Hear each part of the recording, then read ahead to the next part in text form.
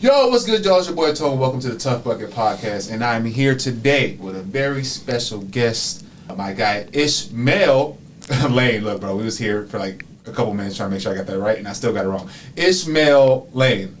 Yeah. Ishmael Lane, my guy. I just call him Ish. So, my guy, I appreciate you coming in. Everybody clap here. My boy, appreciate you pulling up. Yes, anytime. Let me tell your story. My guy. Was it 3 weeks it took me to get you up in here? Sick. He was out of town. He just wasn't messing with me. I don't know what it is. Finally got my guy on here, bro. I appreciate you pulling up, bro. How you feeling, man? Good, man. I appreciate you for having me. No, bro. Obviously, you're one of my weekly competitors. Yeah. Whether I'm on your team or not on your team, I'm competing with you somehow. I just like, you're just one of those guys I like to mess with and all that good stuff. Always have good energy. Come into the gym, bro. So it's really easy to talk to you and all that good stuff. You from Dallas? Nah, from Louisiana. That makes a lot of sense. You big country girl. That makes a whole. Y'all can't see under that sweater, but you feel like a refrigerator. You know what I'm saying? So that makes a whole lot of sense. I'm from Mississippi. You know what I'm saying? Okay. So You're not too far. You know what I'm saying? The hospitable part about you. You know what I'm saying? Makes sense. When'd you move out this way? Technically, I didn't move. Ever since my pro career started, my trainer lives out here. Oh, okay. So he has his own like gym training spot. So ever since I started, or I made him my trainer, he's my agent as well. It was like, okay, in the off season, the summertime, come to Dallas, train out here. So that's why I be out here in the summers. But then over time, just finding runs and seeing just, okay, I'm gonna be out here every summer. So it's like, it kind of just became a second home. Yeah, for sure. You know some people now. Yeah. And you got a son, right? If I'm not mistaken. Yeah, I just had a son. He's 1 year old. Congratulations, bro. Thank you. We're going to actually touch on that later in the conversation, on how much fatherhood impacts careers. Because I've seen in all my close friends' lives, bro, after they have a kid, for some reason they get better at basketball. Man, hey, I said the same thing. I'm not sure how that happens. For whatever reason, the moment they have a kid, they can have a jumper now. They got crossovers out of whatever it is. So we're definitely going to touch back on that later down when we get to that part of your career, when see what fatherhood has done for your career. But for right now, just to get it started, get the juices flowing, what is your closest NBA comp in terms of your game? Just to give the people a good sense of like who you are as a hooper. Closest comp that they playing right now, or just whatever in you general? feel. Playing before, playing right now. I would say Paul Millsap. Ooh, that is a great comp, bro. Yeah, I've been getting that since college. That, like, bro, people just, that makes a whole lot of sense because you have a burner. You have a nice touch around the rim, and nobody's getting in front of his ass. Once he gets the head of steam in front of him, no one getting in front of him. We were talking about that today, actually. We was hooping today, and you had made a move. You got past somebody, and the second defender basically just got out your way. Like, what are you really going to do? You know, so I'm not going to take a charge and overruns or anything like that. So, yeah, that makes a whole lot of sense. I like Paul Millsap. Paul Millsap, that type of player is missing from today's game. Yeah, exactly. Those type of guys, the Paul Millsaps, the Randolphs, those type of players, bro. Those are my favorite type of guys. At least to watch. I probably wouldn't try to play like that, but you know, in terms of watching those gritty type of guys, the league don't have no more of those type of guys anymore. That's how it's been. It's just before it was even like, oh, I'm gonna play like a person or try to even like just steal some stuff from a player. It was just naturally like high school, college, like you play like Paul Millsap. And so, what came first? Well, the shot, or you like an inside player? Definitely an inside player. Just to believe it or not, I was a late bloomer with basketball. Did you play football first? I did play football, but basketball was always my sport. That was my love, first love. And my mom put me in all the sports. I ran track, I did baseball, I did basketball, I did football. But it was just something about basketball that always just got my attention the most, because I could be coming home or getting ready for baseball practice. And, before we leave, I'm going to go outside and grab the ball, get a couple shots up, and then go to practice. Before I come home, or once we come home, before she put the garage door, hold on, let me go get one shot, boom. So I always gravitated back towards the basketball. So what you mean by you was a late bloomer? You was bummed or something? Yeah, for real. Yeah. I don't have that story of, I was out the gate every time I got on the court, I was just the best, or I was just, everybody, was something different about him. I used to ride the bench. You know what's crazy, bro? Real quick, you're the third person on the podcast who's giving me some type of, that I would never assume that, bro. Yeah. Jay told me he literally didn't play in high school. Really? Like that. Same thing. Well, Cam had a better thing, but he was sat on the bench a lot too in college. Jay played one game in high school, like his senior night type deal, or like a couple games his senior year. He didn't play none of that, and ended up with a 15-year career overseas. You know what I'm saying? That's crazy. It's like the last few people, everybody like, yo, bro, no one like didn't get a whole lot of burn when I was in high school, college, but just made a career out of that. So I think that's dope. I think it's cool that I've had a string of guys in that type of boat because. Made a career out of that. That's dope, bro. Continue. Sorry to interrupt. No, you good. It was like I said, I wrote the bench, but I love the game, and it was just like, but it wasn't like the coaches hated on me or it was a problem. I literally just was not good. Like that's just basically what it was. I was big. It wasn't no type of hate. No, I ain't had that stuff. It was just like I literally wasn't good. Like that's what it was. But I knew it too. I knew it because like. You put me in the game, and I'm natural. I'm big, so they put me in the post. Yeah. The guard drive in and dish it off. I'm not catching that. I'm not catching that. That ball is I'm out of bounds. I'm not. If I did catch it, I'm definitely not making a layup because I wasn't expecting to catch it. So it was just like that's what it was. But I loved it, and so I just it was something about the game that I just loved, and so. Did you play AAU? Yeah, AAU. I've been playing ball since I was 6. My mom coached me at the little leagues and stuff. She was the coach. And then I turned 8, and somebody that she worked with was over this AAU organization back home. And so they had started with 8-year-olds. That was the youngest. So I turned 8, and they put me with them. And I was with that organization from 8 until I graduated high school. So it's like the coaches saw me grow too. Yeah. All the different coaches I had, they saw me just like, I talk to them now and we laugh about how bad I used to be. And it's like, where you just grew into this monster, and it's like monster for real though. Yeah, you said that word monster. You really are a monster, but that's so funny you saying that. Man. I can't even imagine. It was crazy. It was crazy, and it was literally to the point where I get in the game and coach would be like, "Don't pass just the ball," and it was just because I'm not gonna catch it. Like we don't have time to turn over the ball just to make people happy. Like I'm not gonna catch it, bro. And so that's just what it was. So when was the turning point? My mom, she sat me down. You know, AAU, you paying a lot of money to go on these trips. She sat me down one day, literally just pulled me to the side, like at the house. She was just like, "Come sit down. I want to show you something." And I'm like, "Okay, what's up?" And she was like, "Okay, I forgot where we were going, but it was like the national tournament, so we finna go." She was like, "We gonna be out there for this long, so I'm about to break down to you some things." She was like, "Okay, I got to pay for you to get in the tournament this much. I got to drive. The gas gonna be this much. Hotel gonna be this much. Food gonna be probably this much. Anything else I got to pay to get in the games. I got just whatever it was that we probably would do on this trip." She wrote it down and put a price on it, like how much it'll be. And then she said, "I'm paying all this to watch you sit on the bench." Damn. Ow. Yeah, she ain't hold back with me. She wasn't that type of and mom knew like if I was playing bad or whatever, take him out the game. She wasn't that type to put my baby in and nothing. Man, I'm playing. Yeah, shout out. She take him out like or whatever. But she sat me down and I saw. I was just like, and she said, "I'm paying for you to sit on the bench." And I was just like, it hurt. But it was like, so she was like, "How serious do you want to take basketball?" And I was like, I want to like do this for real. She's like, "All right, come on, we finna get to it." And it started with her just simply like, okay, we in the house. She might stand across the room or whatever. She was like, "Turn around. I'm gonna throw the ball at your head. And when I say go or whatever, I want you to turn around, catch the ball. If you don't, it's gonna hit you in the face." What? To just work on my reaction time. So when the guards drive in, they dish it off real quick, I'm ready. So it was like just turn around, be expecting the ball. Even when you're not expecting it, you gotta be ready to catch the ball. You know what you just reminded? Wow! Shout out to moms.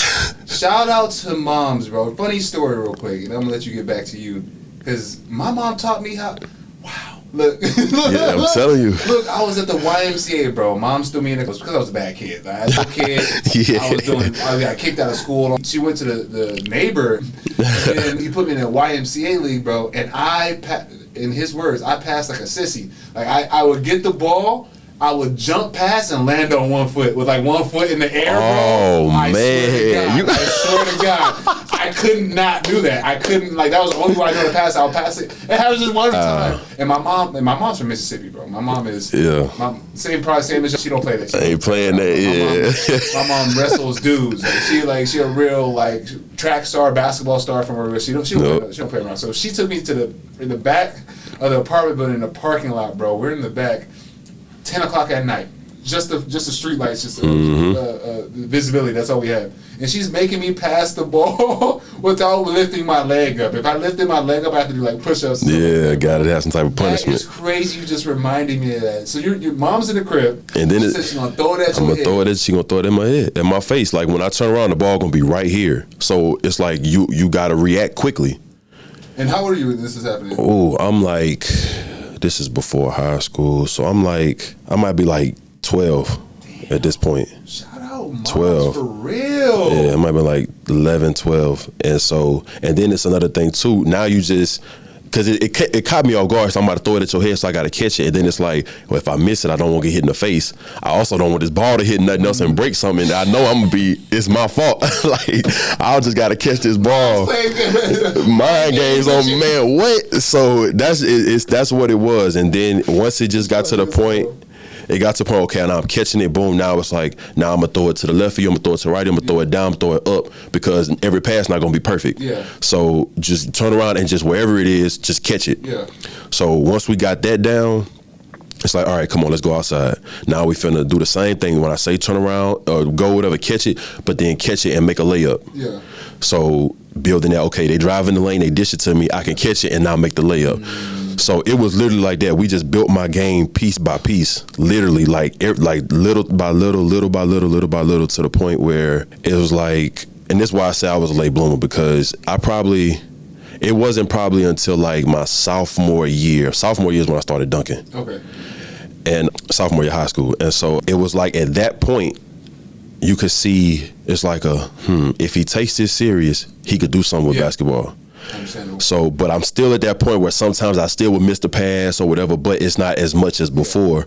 And then there's obviously other stuff in my game that I need to work on. But at that moment, the biggest thing for me was catch and finish, because they put you big, you're gonna be down there in the post, and we had our best player and guards and stuff. So at that point in time, I'm just like the role player. I need to be able to catch and finish at the rim. Yeah. So sophomore year came, and it's like, okay, he could be a little serious with this if he takes it serious. Junior year came, and you could see like this stuff starting to click. Okay. It's really starting to click. Yeah. Like now he catching the ball every time. It could be a wild pass. He caught it and finished it. And the jumper was always there. The mid-range was there. I valued that more than anything. The three or whatever, I was like mid-range. So that I always had the shot. And also another thing too was the confidence that I had to build, which my mom established that too, because I used to be the type of kid where if the coach got on me, I shutting down. Mm-hmm. And so my mom just basically told, and as I'm getting older in high school and stuff, mom told me like, why are you getting down on yourself? So what, he got on you? Probably did something wrong. He got on you. Cool. It's gonna happen. But you know he got to put you back in. If you make a mistake or whatever, it's okay. He gonna put you back in. It's not the end of the world. So once I kind of had that, like, I call it like that fucking mentality. I'm gonna do it. Like, fuck it, you got to put me back in. I'm gonna get back in the game.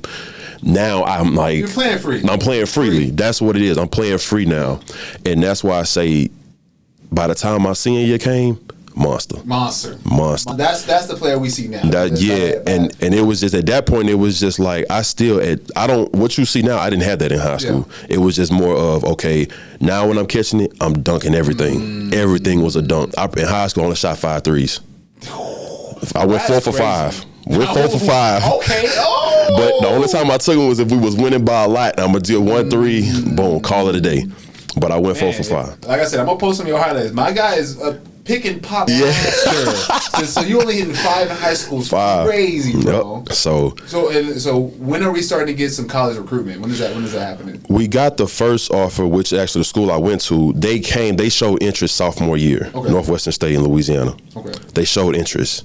And I'm like, okay, cool. That was really only school. And then junior year came, and they still was around. Okay. Like, they ended up being like, so, hey, we want you, like, someone the minute they started recruiting until I signed. Like they stayed loyal. They wanted me. They never like fell back or nothing like that. But like I said, junior year had a little interest, but it wasn't no offers yet. Senior year, that's when all that came. And like junior year, I would say probably towards the end of junior year, but senior year is when it was just like, okay, here they come. Yeah. So you had Northwestern State, you had Southern University, you had University of New Orleans, you had Nichols. It was like almost all of the Southland Conference teams was coming. Like Sam Houston called the day before I signed, was like, we want you to come on a visit. I was like, my decision already made. But the only thing I regret is that I signed early.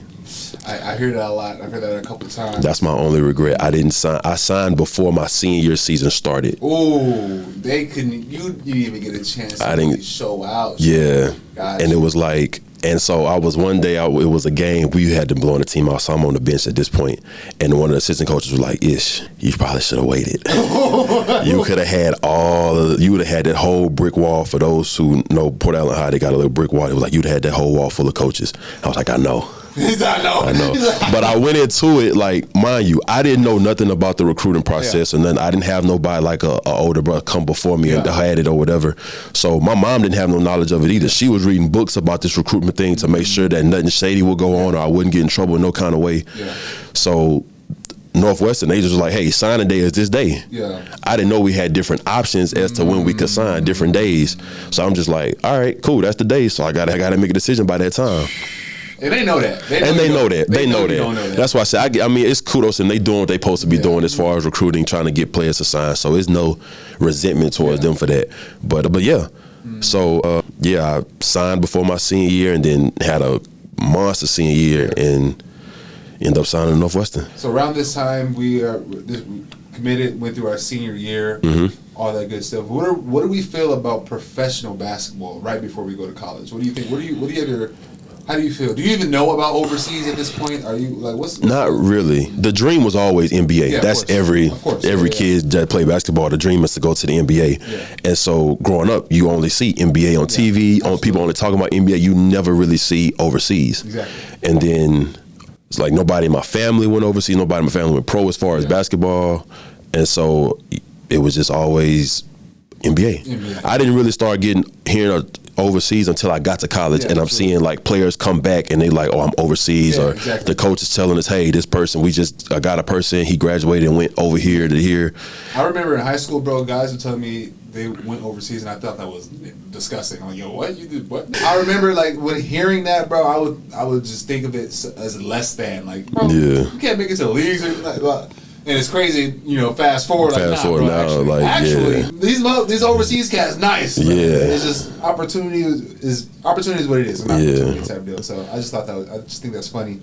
Yeah, dudes' mindsets before they get to college, which is also, to be honest with you, what this platform is for, to basically inform people who don't know the many avenues outside the NBA. Oh man, it's so many. And you said, you don't hear about any of them until you go to college and see guys who've done it and all that stuff. And I just wonder what the outlook would be for players if they already know that overseas is an option. Maybe you take basketball a little bit more seriously. You might be that guy is like, oh, I'm good, but I'm like 5'10". You know what I'm saying? Like I'm not getting to the league, but you cold as hell though. I know a bunch of players like that who quit immediately after high school because X, Y, and Z. I know. You know what I'm saying? I mean, we gonna get to that, but I know players like that. You know what I'm saying? So like that's really what this platform is for, is like to show people like, oh man, there's a bunch of avenues, a bunch of people making good money, making good memories playing basketball overseas. So we're getting to college, bro. Yep. What's the name of the school again? I'm sorry. Northwestern State. What's the school colors? Purple and white, and a hint of orange. And this is Division I? Yeah, mid-major D1. And the homework I did with them was basically, this how I did it with all the recruiting, and I would look at what the team had, who's leaving, as far as like seniors. So obviously, it's your senior year, you probably gone, and just what the team has at the moment, like certain players. So we had this point guard, and he led the nation in assists my senior year of high school. So I'm going into this like, okay, I'm gonna play with the nation's leading assist person. And then we had he was an undersized 4-man, but he played the 4. But he led the nation in scoring. Those are the worst. Listen to me. Them undersized 4s in the college are the best players. They are the best basketball players. I ain't seen nothing like them two. I ain't seen nothing like them since. I'm telling you. And he led the nation in scoring. What? What? Yes. So you had the point guard led the nation in assists, and then you had the 4-man led the nation in scoring. Oh, wow. On the same team. Damn. So I'm like, this is great. I'm gonna go into this. It ain't no pressure on me. They already got their guys. I could just play my role and then get acclimated and gradually get better. Yeah. So I'm like, this is great, because in high school, it's like all the attention was on me. We got to stop him. So now it goes to where, hey, you ain't got to worry about you. So now I could just get my point, have the quiet 20 game or whatever it might be, but really be playing good, because it's like, I got these two. Yeah, facts. So first game of college, I forgot who. I think he was playing Ole Miss. Okay. I want to say, and this is the point guard. I'm about to tell you how good he was. This what Steph Curry and Dame Lillard are doing now. Yeah. He was doing that in college. Ooh.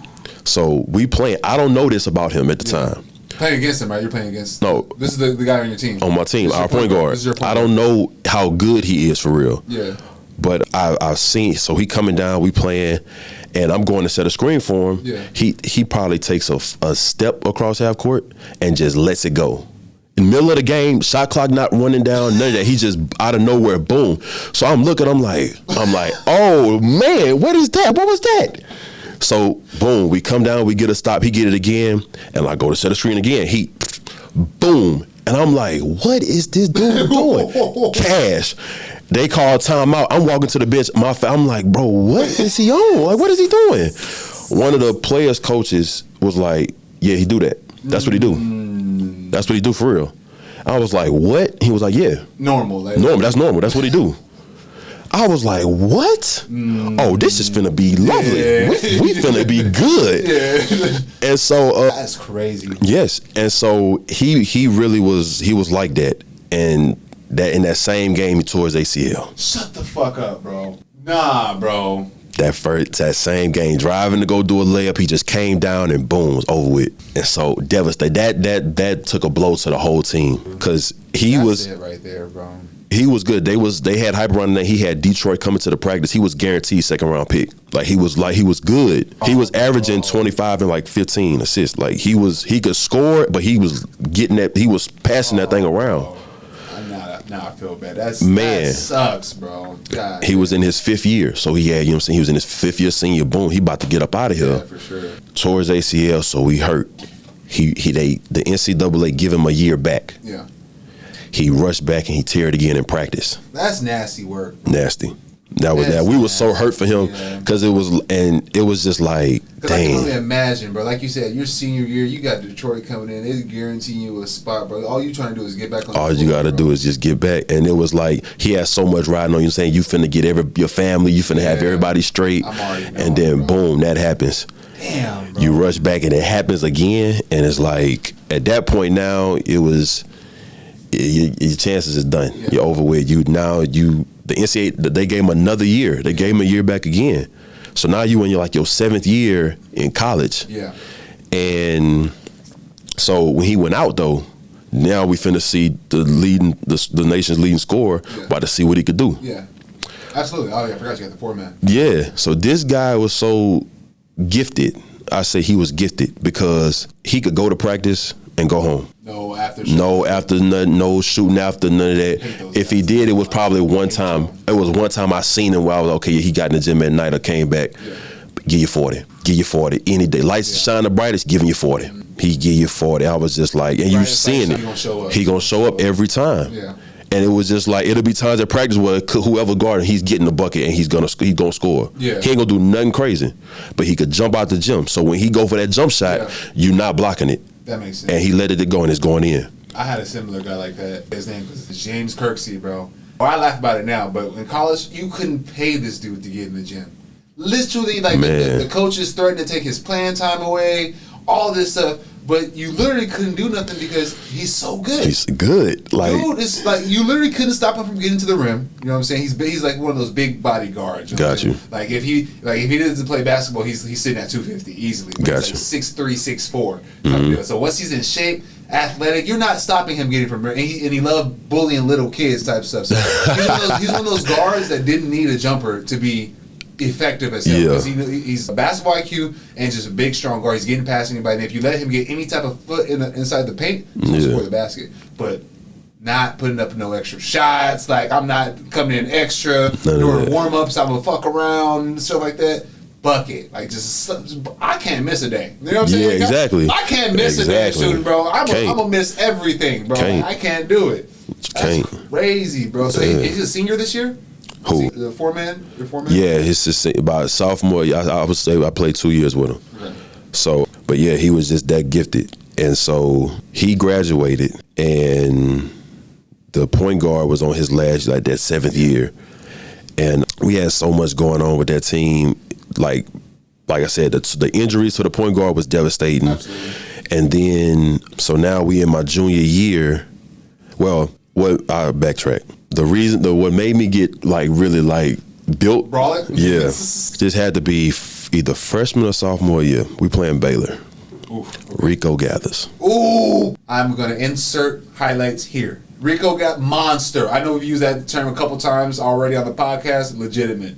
Nah, he was monster. This was the first time where I was just like, bro, I'm not strong enough. I can't move him.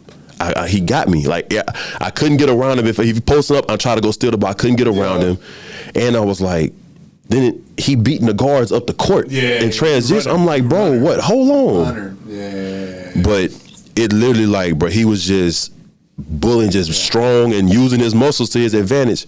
And so my coach's wife pulled me to the side after the game and was just like, you're going to be the Rico Gathers of the Southland Conference. Because at that point, I was like, yeah, I got to get in the weight room. Yeah. So I'm in that thing lifting heavy. I'm eating whatever I want. I'm just lifting though, and I got like this. Yeah. So it's just he got the cover. Yeah. So that's what. So then in Southland Conference, I became that just like because in my mind I was like, I can't be like, I can't move nobody. That was just like a pride thing. Yeah. I was like, I got to be strong enough. Yeah. And so got in the weight room heavy, and made it to the point where it was like, okay, I'm gonna be bullying people and not letting. How much weight do you think you gained during that time period? When I went, I was always like built or big, just jeans and eating the good old Southern food. Baby, you know and so we good, but carry weight well. I was definitely at like 250. That was my playing weight, 250. But it was 250, but it was just like I said, you was stocky. Have I ever showed you my JUCO picture, bro? Nah. So I was telling Cam on the last podcast, I had our weight room guy was his name was Mac Wells. He was my head coach's nephew, I believe, something like that. Their family's massive, but I think he was my head coach's nephew. And he had recently got out of jail. I'm not going to say. So in the last podcast, I made it seem like he had just got out. But like now that I look back at it, he might have been out a little longer. Yeah, sometime. But he brought the mentality of like dude fresh out, bro. In terms of workouts, we were lifting heavy every day, hour and a half, easily every day. 3 days a week we were lifting heavy, bro. I bloomed up because in high school, my playing weight I was probably 190, 195. 200 towards because I started eating a little bad towards my senior year, maybe 200 pounds. By the time I got on the court freshman year, bro, I was 230, 235, and I'm brolic. I'm talking about. Couldn't move though. Couldn't move. My vertical up and down, I could like charge up and get high or something like that, but laterally wasn't going nowhere. I wasn't running up and down. I couldn't guard anybody 20 pounds lighter than me, bro. I could only guard post players and stuff like that. Yeah, that's probably. I think I put on. Now that I'm thinking about it, I knew I probably graduated high school was like 235, and then by the time I started playing college, I was 250. Yeah. And so, or by the time I got, you know what I'm saying, that's when I became 250. What's your playing weight right now? I probably try to play at that weight because I've been playing at it for so long. Okay. So it was just like my body used to it, and so I carry it well too. So you move pretty well. Yeah. Is that what you're at right now? Around that? Yeah. You move pretty well right now too, so that makes sense. Yeah. I fluctuate because sometimes I want to dunk. Yeah. Sometimes you know. Sometimes I'll be wanting to dunk, bro. So I think it's lighter for me because my whole thing is like I got balance. But I also exert a lot of energy, like just moving around, right? Trying to be a defender, all this other good stuff. And I don't have good energy reserve. So I can't just go half court, like on a half court set, just like do a couple moves and then get to the rim and try to dunk that. That's not really in my game. I'm going to pull up for a midi or a floater or something like that or a step back. That's really my game. You just bring it out. You know what I'm saying? Bring it out when you got to. Fast breaks, I'm going to get busy. You know what I'm saying? Like, nobody around me to fuck me. I get my feet right. I'm going to get up and stuff like that. But playing like comfortable, where I can really like do what I want to do and guard who I want to guard. That's really another thing. Like when you're lighter, it's hard to guard like bigger guards. Like guarding Emmanuel, like guarding E. Yeah. Maybe 3 months ago I was at like 195, 200, but guarding E hurt. Yeah. like he's posting you up, getting your shoulders, stuff like that. I was like, nah, I'm probably better at like 205. And like take a little bit more like damage and stuff like that. Yeah. So where are we at in school? So junior year. So this is probably the most craziest year. Okay. Because of just like I said, we were dealing with so much off the court.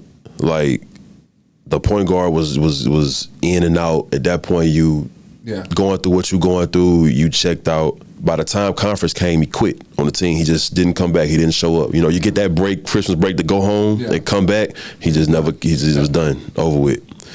And so that was my guy, because we had built a relationship over the years, and so it was just you knew what he was going through too. Yeah, I knew because people would tell me, and then it was just like the coaches would be like, hey, go check on him, or go try to get him to come to practice, or go pick him up to come to practice. And I'm just like, I'll try. But if I don't get an answer at the door, I don't know what to do now. So, and then him not just being there, and it's just like, I could see like it's affecting the team. Yeah. So he quit. So at this point now, we have our starting point guard, who was his backup, but been starting for the past 2 years. Yeah. And then our freshman point guard. So the freshman point guard was like, look, I know I'm not finna play, but I am watching like the point guard, the original point guard and back. I'm gonna learn from them. And when my time come, boom. Yeah. So then the backup point guard quits on the team. He had some issues with the coach. He ended up quitting. So now at this point, we the 5th youngest team in the country, because the only returners we got is me and another guy who came in as freshmen. We still here. And then we had somebody who came over from JUCO. Yeah. He in his last year. That's the only 3 returners we got. Everybody else is new. We the 5th youngest team in the country. And it's like, I knew my time for being a leader was gonna come senior year, just like in high school. But once that happened, not the way you came into the program. You was expecting to be behind. Yeah, I'm like, I could wait my turn. I'm not finna force it. I know my time gonna come. Yeah. And I'm thinking, okay, boom, this is last year. Once he graduate or leave, and I'm senior year, now I'm the leader. It was like, once that happened, it was like you could see everybody just all eyes on me. Like, what you gonna do? We following you now. What you gonna do? And so I had to step up and take on that leader role. And it was tough because of all the stuff we going through. We young, we losing too. Tough. Super. And so now the freshman point guard got to play 40 minutes. He don't have a backup. So we was dealing with all of that, and we losing. I'm having a good year individually, but we losing. I can't stand it, because it's like, all this don't mean nothing. It's not enough if we're not winning. And so that year just kind of, that's how it went. Boom. Had a great individual year, but we lost. We didn't make it to conference tournament. It's over with. Last in the conference. I still don't have the 3-ball. Or what you see now, I didn't get till later. Yeah. So I'm really just like a force in the paint. Yeah. Force in the paint, got a little mid-range jumper, that's it. 3-ball every now and then. Yeah. Senior year come, and I'm like, okay, this the year. We finna build off of last year. I'm thinking this to myself. I'm finna go out there and kill. We'll do because I know how teams was guarding me junior year. So I'm go out there and just do everything, but even more. And so I'm in the gym faithfully, I'm just in there every day. And senior year come around, and we had the first game we played SMU. We only could play with 8 players because some players had failed drug tests. So we we down players. We just dealing with all this. But we lose. We could have won. We almost won. Yeah. I have 24-13.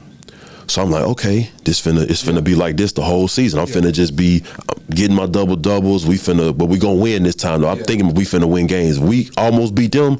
We finna really come back and show the conference and show teams what we can do. Then it didn't go as planned. It didn't go as planned.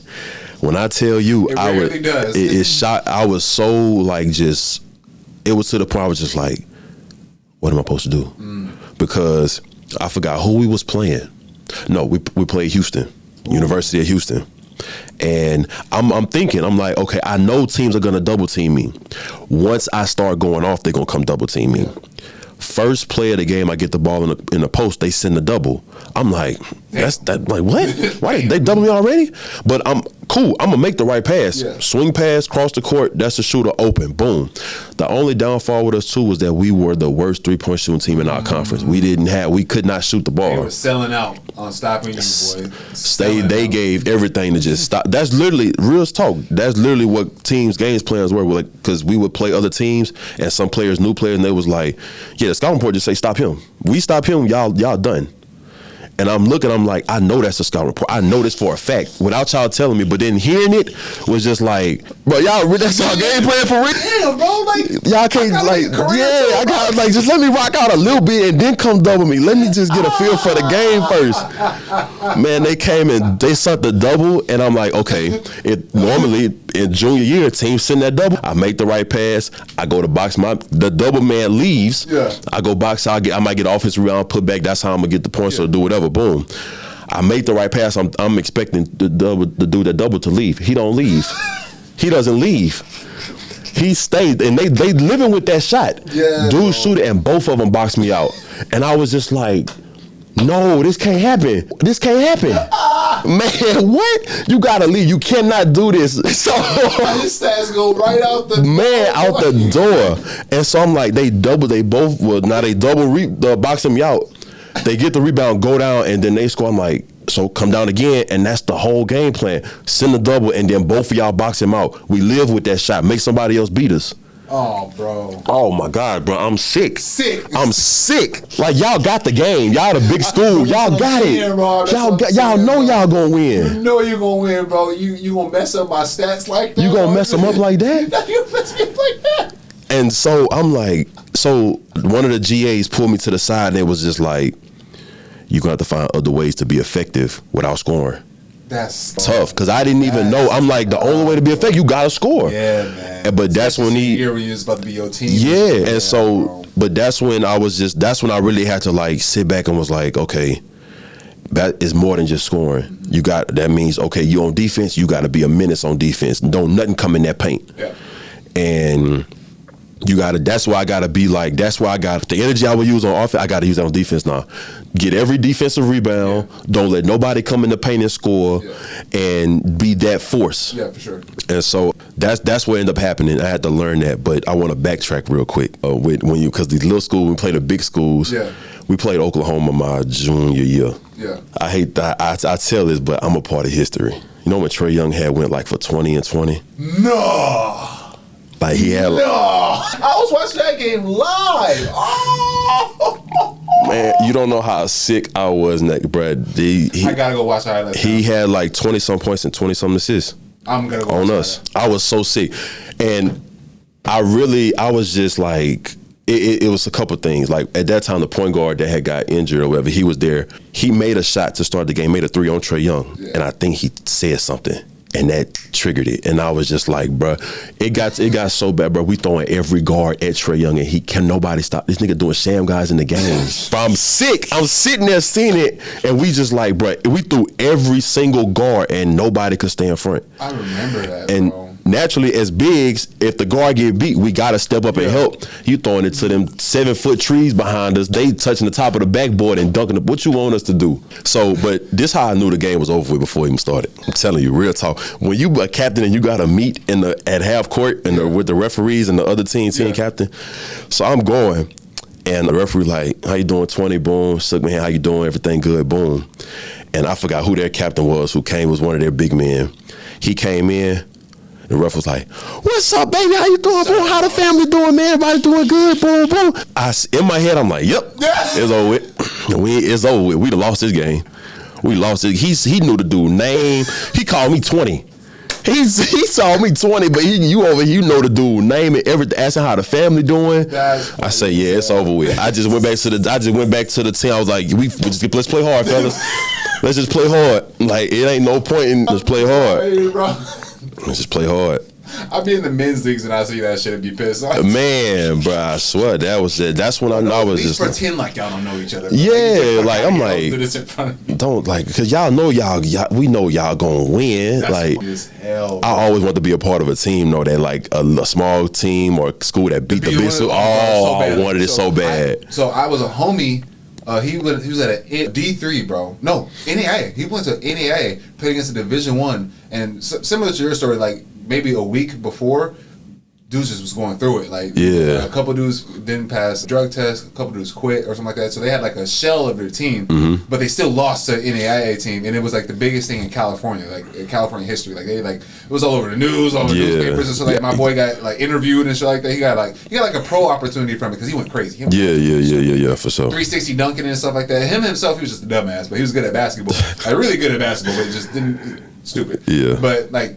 Literally got a pro opportunity from that shit because they were talking about it so big.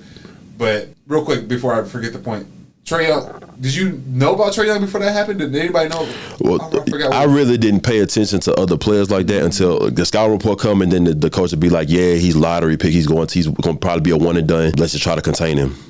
And so, yeah. It was bad. You know me, I like to play defense. You know? And there's a lot of people in the league that, get a lot of praises and stuff like that. And Trae Young is not one of those people. He's like, actually, he gets discredited and disrespected a lot, in my opinion, in a lot of ways. And for me personally, he's one of the least, like, I would not want to guard him, like, the least, like, I don't know how to say that correctly. He's the least person I want to guard the most. Fuck.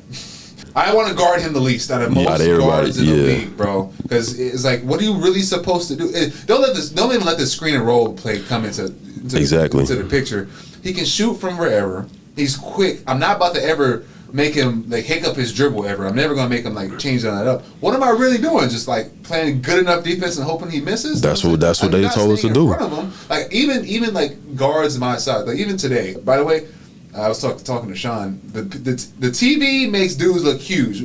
Marcus Morris is there. Oh yeah, I thought he was way bigger than what he actually. I'm like, I know I'm not huge or nothing like that, but I'm almost looking you eye to eye. I'm thinking you've been a bruiser my entire life, bro. I'm thinking he was way. I thought he was more brolic, all that type of stuff. I'm like, no, I'm not talking shit by any means, but I'm just saying like in comparison, I wouldn't think that I would be able to, for one, just be looking at you eye to eye and not that too. I was So I'm like, okay, all right, well, it is what it is. Same thing with like guards in the league. Anybody my size or a little bit bigger, I feel like they're nice, of course. Bump me and make some shots. I feel way more comfortable guarding something like that than a guard like Trae Young. You know what I'm saying? Yeah. Super shifty, can shoot from everywhere. Because once you start making that shot from behind the 3-point line, I can't do nothing, bro. I'm a bite at every little. I gotta twitch, come bro. way out there. I'm a bite at everything. It's tough. And like I said, once you get the screen and roll in there, bro. And that's where it was. That's where it was us. It was like, what you want us to do? Yeah, like, bro. Y'all looking at. What we gonna give him? He's making this three. He's making this shot. And once we step up, he's making this. Exactly. And if I stay back on my man, he just gonna walk in for a layup. Not a coach. You looking at me like step up. So it really is just it's like, what can you do? Yeah. But I know you all saw that on ESPN after that too. But I was sick. I ain't want to turn to no sports. Nothing. Did y'all know during the game, like, dude, this dude got 20 and 20? Nah, we didn't know. Until afterwards? We didn't know until afterwards. And they was just like, they announced it. And I was just like, bro. In the stadium, like in the. They announced it right after the game was over. They announced it like he set a record or broke some record or whatever. It was like 20 and 20. Cause I'm like, bro. Oh, I would have been sick, boy. I was so ready to just get off the. You know how Braun be leaving early. I should have been on that type of time. I don't want to hear this, man. I was so sick. But yeah, I was going to ask you who's probably the best player you played in college. But that might be him. That probably. Yeah, I done ran a That's so funny, bro. We was talking to Cam on the last podcast, and I was basically asking something similar because he played with D-Lo. State, okay, yep. He's funny. I can't wait to post that fucking episode, bro. He's hilarious. He was like, he was there before D-Lo. And so he was saying, like, in the summer times, he's the guy. You know what I'm saying? He's like, everybody knows, like, he's him for pickup runs. The alumni would come in, like, showing out and shit like that. Yeah. So he said in the summer going into his sophomore year, he's like, oh, yeah, the team is mine. Like, this is my year. I'm about to go crazy. This is D-Lo mindset? No, this is Cam mindset. Okay. Even in the summertime, he said the alumni is coming back there acknowledging him, saying he's nice as hell. He said he's watching Adidas Nations one time, and on the bottom it says top 5 guard DeAndre Russell commits to Ohio State, bro. He said, bro, he was sick. Bro, I looked at my homie Philip and it's over with, bro. Yeah, it's sick. Sick, bro. Sick, bro. And I was a big fan of D'Lo because we graduated around. I think he graduated 14, right? He should have graduated 13 or 14, one of those. So I was following his journey, and I remember. See if you remember the pass that got him that famous. Yeah, and he just threw it, and yeah. I was explaining that to Cam, and Cam stopped me mid. I know exactly what you. I was right there on the bench. I know exactly what you're talking about. I'm like, that's funny as hell, man. I never got a chance to play against any because I'm in Division II. So I didn't get a chance to play any of those situations like small school, going to a big school or anything like that, or playing against future lottery picks. So I feel like I missed out on that. I played. Why am I lying? I played against Houston. No, not Houston. I played against Texas Tech. Those two random ass. Remember they got those 2 random ass dudes in the league? Culver. Jared Culver. Oh, we played them. We played them too. Jared Culver and the other freshman. He was like, I can't think of his name. Light skinned dude, bouncy, super bouncy, athletic. I can't think of his name right now. But I don't know. I was just about to sit here and lie on this podcast. I for sure played against a fucking. But that year was like a watery season for the draft because both of those guys shouldn't have been. Jared Culver was out of the league in like 2 or 3 years, and then the other guy never really got into the league. I think he just had a stint of 6 years. I ain't like Texas Tech game either. I don't like that game. I had a donut. You had a donut against the. I didn't score and what it was. I think their coach challenged their players because the coach had an interview, and I guess the article, and they asked him about me, and he was like, you look at his numbers, he's a Big 12 player. Yeah. So I'm just assuming, okay, he probably challenged players, see if they could shut him down. You know what I'm saying? But the first 3 times I got the ball, I got fouled all 3 of them, and they didn't call it. And then, again, the double team and boxing me out, it was just like, yeah, I finished, I ain't score. And so that's when the GA pulled me to the side again. He was like, you gotta. That was the game. That was the game that turned it. That was when I was like, okay, let me lock in and really like figure out other ways to be effective on this court. I've never had that type of response. I've been double teamed in my career, bro, but I can't imagine off the catch being double teamed, bro. Yeah, it was crazy. That's crazy type of like. For one, acknowledgement. Like, I appreciate it because that lets me know I'm doing something right. But bro, when we played against Texas Tech, so Coach Beard is my alma mater. My head coaches from college. He was under him at Angelo State. Gotcha. So Beard was at Angelo State first, then he went to Texas Tech. Gotcha. So when he went to Texas Tech, he basically got the head coaching job for my coach. Got you. He didn't coach to save his life. I'm gonna edit this part out, but this is for me. I'm gonna edit. That motherfucker didn't know what the fuck he was doing. Terrible coach. But we played. So for that year, my junior year, we went to Texas Tech to play against them, and they had these 2 guys. Both of them ended up being first round picks, all on some random shit, bro. Like random. They didn't have no more players after that. Before that, just these 2 random guys, both freshmen, both stupid athletic. Jared Culver at the time, he's like a 6'6" freshman. Yeah, he was nice. He was bouncy. And the other guy, if you know what I'm talking about, the light skinned guy, the one they threw all the lobs to. Yeah, I'm pretty sure he played. Yeah, stupid, bro. Oh my god, he disrespected me so bad, bro. I got past the first defender, bro, and I tried to get into his body to like one of these, like he volleyball spiked my shot into me on the ground. Does that make sense? I laid the ball up, thinking I got it to his body, put a little oomph on it. I'm falling on the ground. I just see him keep going. Yeah, he just keep going and keep going.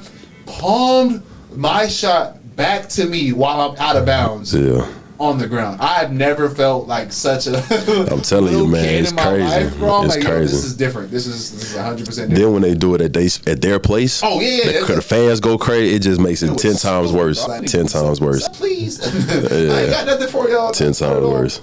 All right, so finished senior year. I'm happy we got that. I learned a lot. I learned a lot, brother. I'm not gonna lie to you.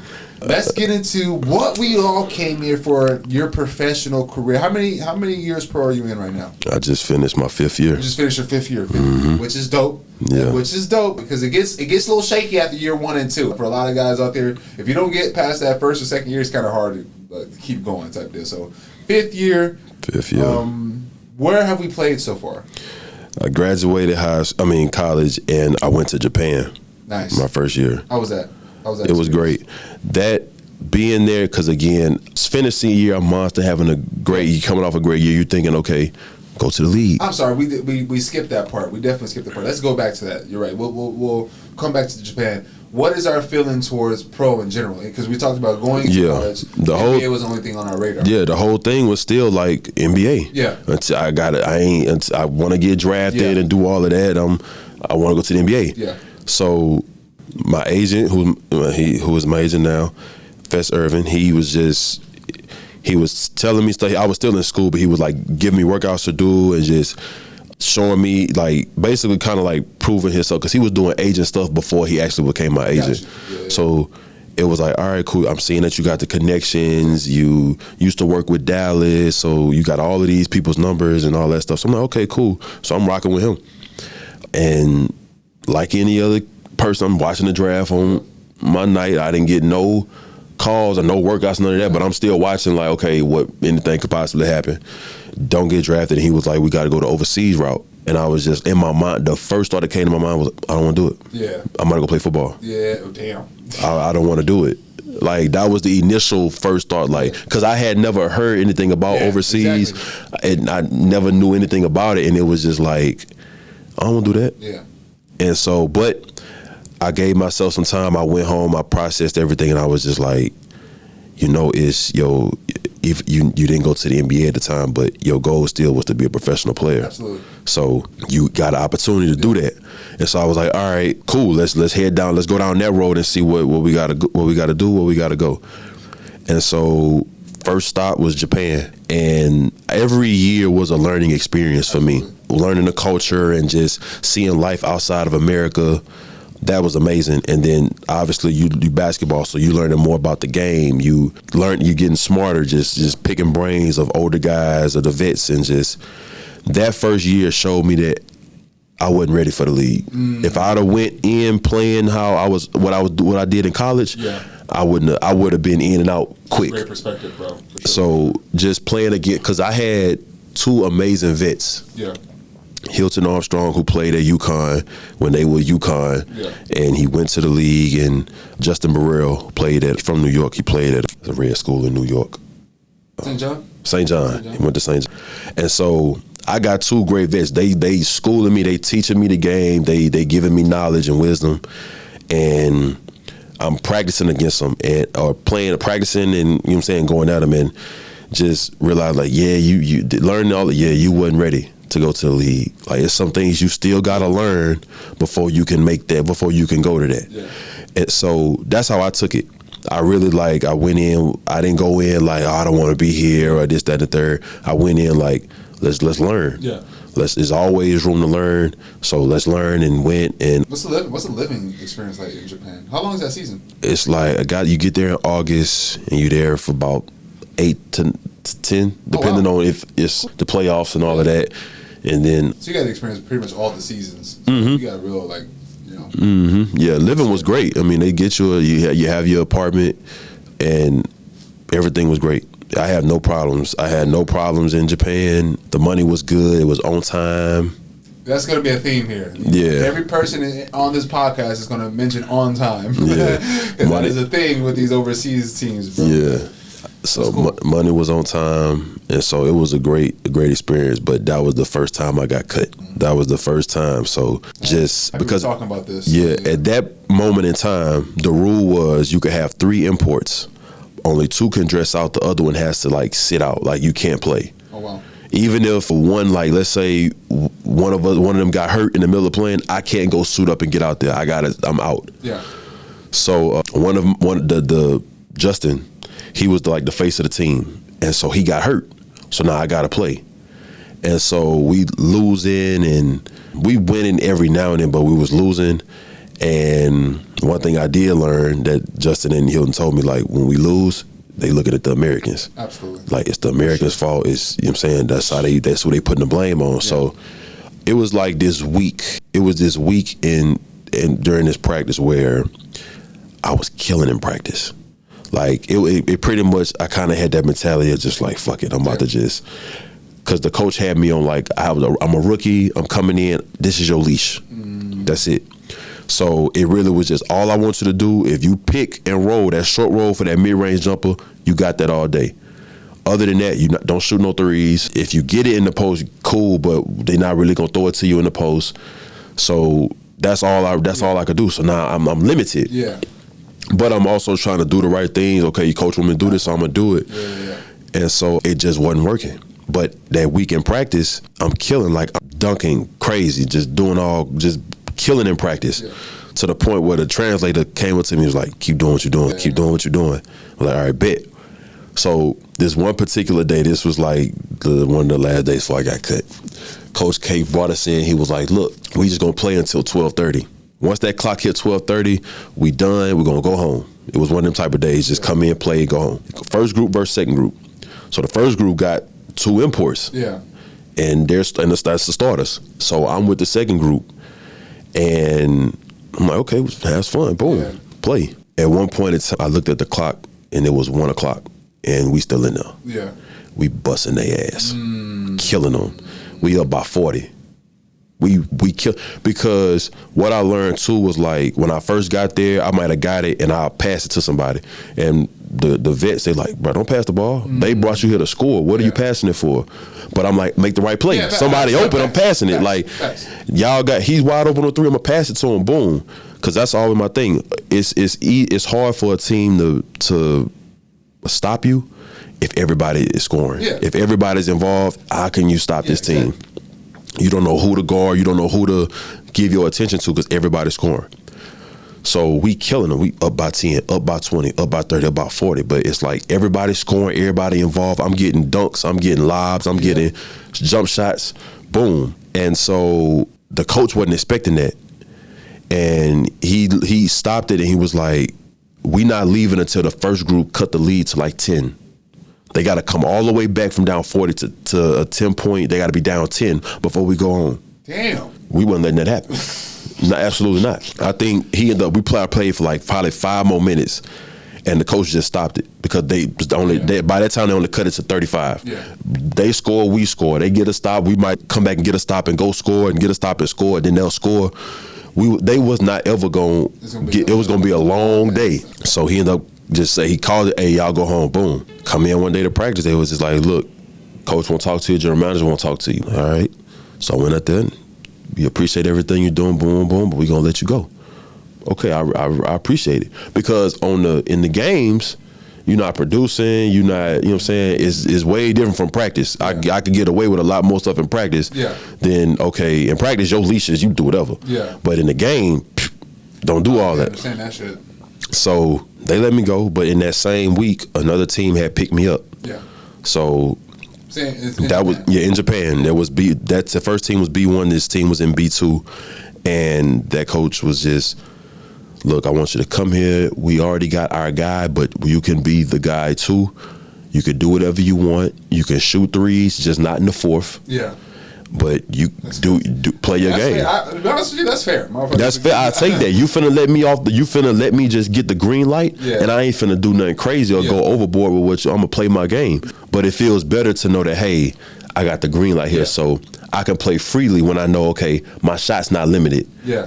Versus when it's limited, now I'm in my own head. Like everything I do, it's got to be perfect. Terrible way to play basketball. Terrible. It's a terrible way to play basketball. Terrible. So I get cut, and I'm talking to my homeboy. I'm telling him, like, hey, bro, they just cut me. Boom. And he was like, so he's sitting there talking to me, asking me how I feel. He was like, let that be motivation. Don't ever let that happen again. So from that point on, I was just like, I'll never put myself in a position where I have to get cut. Yeah. Like, I'm going to go wherever I go, I'm going to play my game.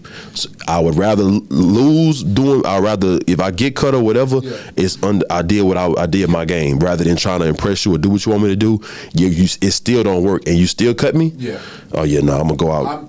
I'm fresh off of learning that. Yeah. So, if you know, I was in Mexico a couple months back, and I got cut for similar things, trying to play the right way. And even though that's not what they got me there for, they got me to be me. Exactly. You know what I'm saying? Like, at the end of the day, for all the guys watching this, when it comes to overseas basketball, when you go somewhere, bro, and you're an American, you're the guy.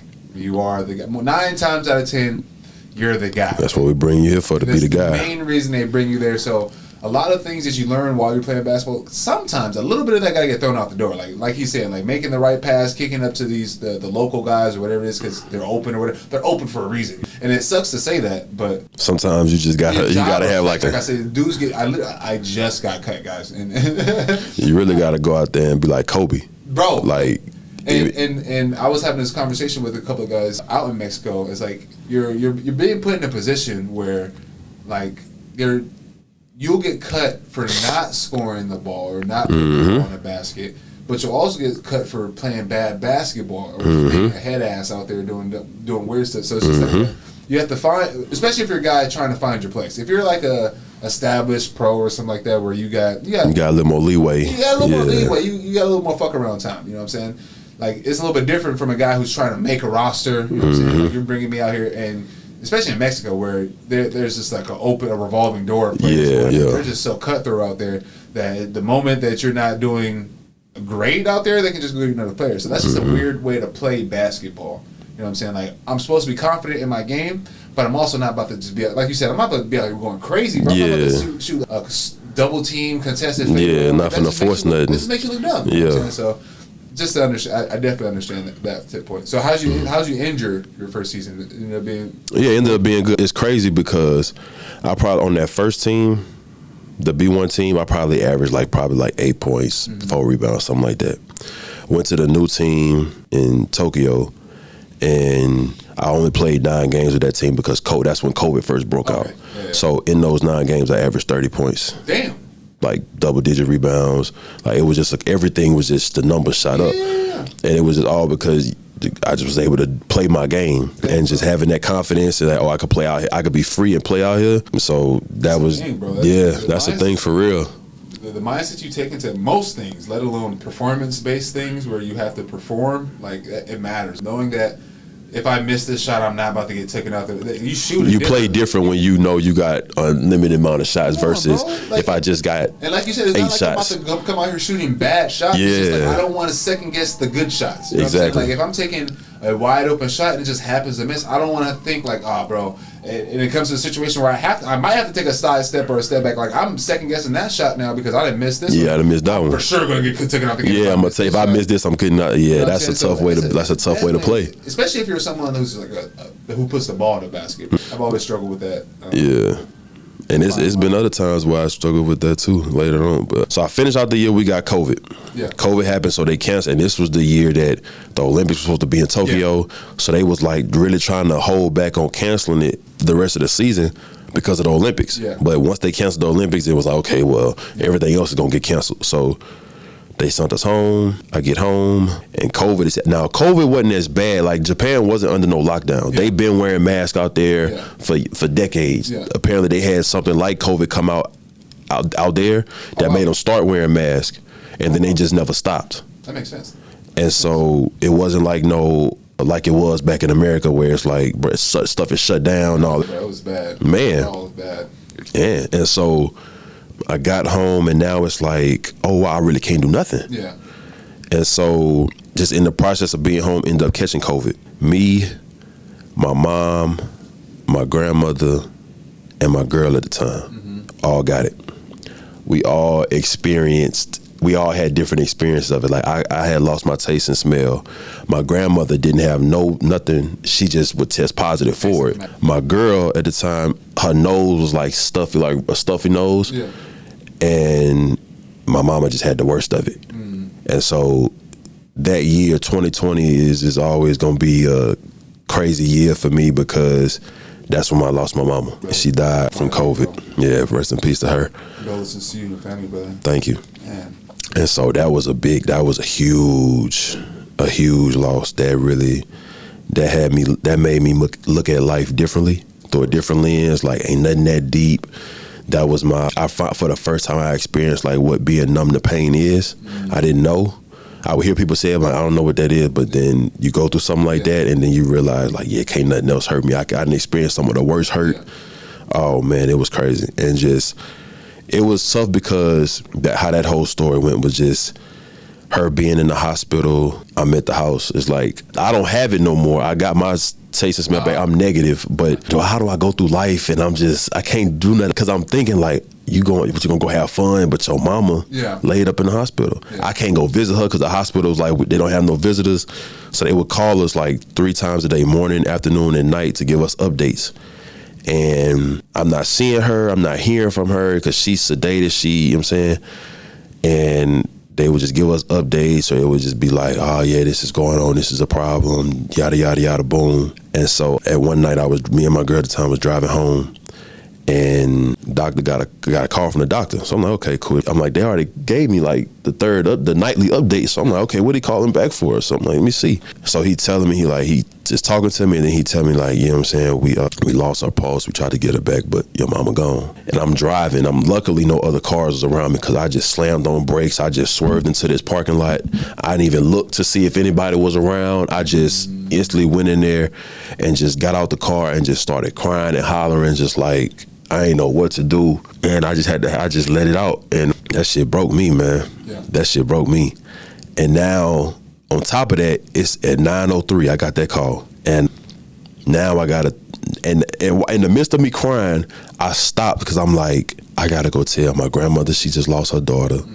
My uncles and aunts that they let her sister gone, my cousins that they auntie, I gotta tell her. Because he asked you like, do you want me to tell him, or do you want, I was like, nah, I'll tell him, because that blow is never hard. It's never easy to deliver, but let me tell him. So I'm like, I told my girl, I said, okay, come on, get in the car. We got to go get my mom, my grandmother. And I just said in the group, I was like, we need to make a family decision. The doctor just called me and said, we got to make a family decision on something. And so I just want to talk to everybody. So we met up at my uncle's house. And once everybody got there, I was just like, yeah. So the doctor called me, and then in the midst of me trying to like figure out what I'm gonna say, I just broke down. I was like, she gone. And everybody was just like so caught off guard and shocked, crying. It was tough. And but now I'm so like, I don't like this feeling. I don't want to just sit here and just be grieving. I kept my mind busy. So next morning or that night, I called my agent, my trainer, I say, we in the gym tomorrow. Yeah. I tell him like the situation, I'm like, my mama died, but we in the gym tomorrow. I need to get this mind off of this. I don't want to be having this on my mind all day. So I was just doing stuff to keep me busy to the point where when I came home, all I got time to do is shower and go to bed. Yeah. Like I don't want to sit and think, because I'm a big thinker. Yeah. If I have the time, the opportunity, and the space, I will think. Yeah. No, I don't want to do that. So this is it. Yourself in the gym. Yeah. Oh, what? This is August, and so by October I'm going back. I decided to go back to that same team in Tokyo. And Japan got the quarantine. You got 2 weeks where you got to be in your room. That's when that shit hit me, because I couldn't do nothing. I had to sit in my room for 2 weeks. Man, that was the longest 2 weeks ever. I'm battling my mind playing tricks on me. I'm in it like just trying to convince myself that, okay, you're not the reason. It ain't because of you, or whatever the case may be, or like, could I done something wrong? Oh my God, just going through all the different battles and just having to sit there and can't do nothing and have to just cry whenever, just randomly just start crying, or the slightest thing could just trigger it. Yeah. I'm crying, I'm just going through it, and it's like, then I'm like 14 hours ahead. So the time difference is like, people are like, yeah, you could call if you just want to talk and cry. Man, I don't want to. Yeah. I don't want to do that. That facts. But I'm definitely crying, but I don't want to be on the phone and just crying with you, or just, I don't want to do that. Like I was strong enough, and I give all thanks to God, because that was really a tough time. Absolutely.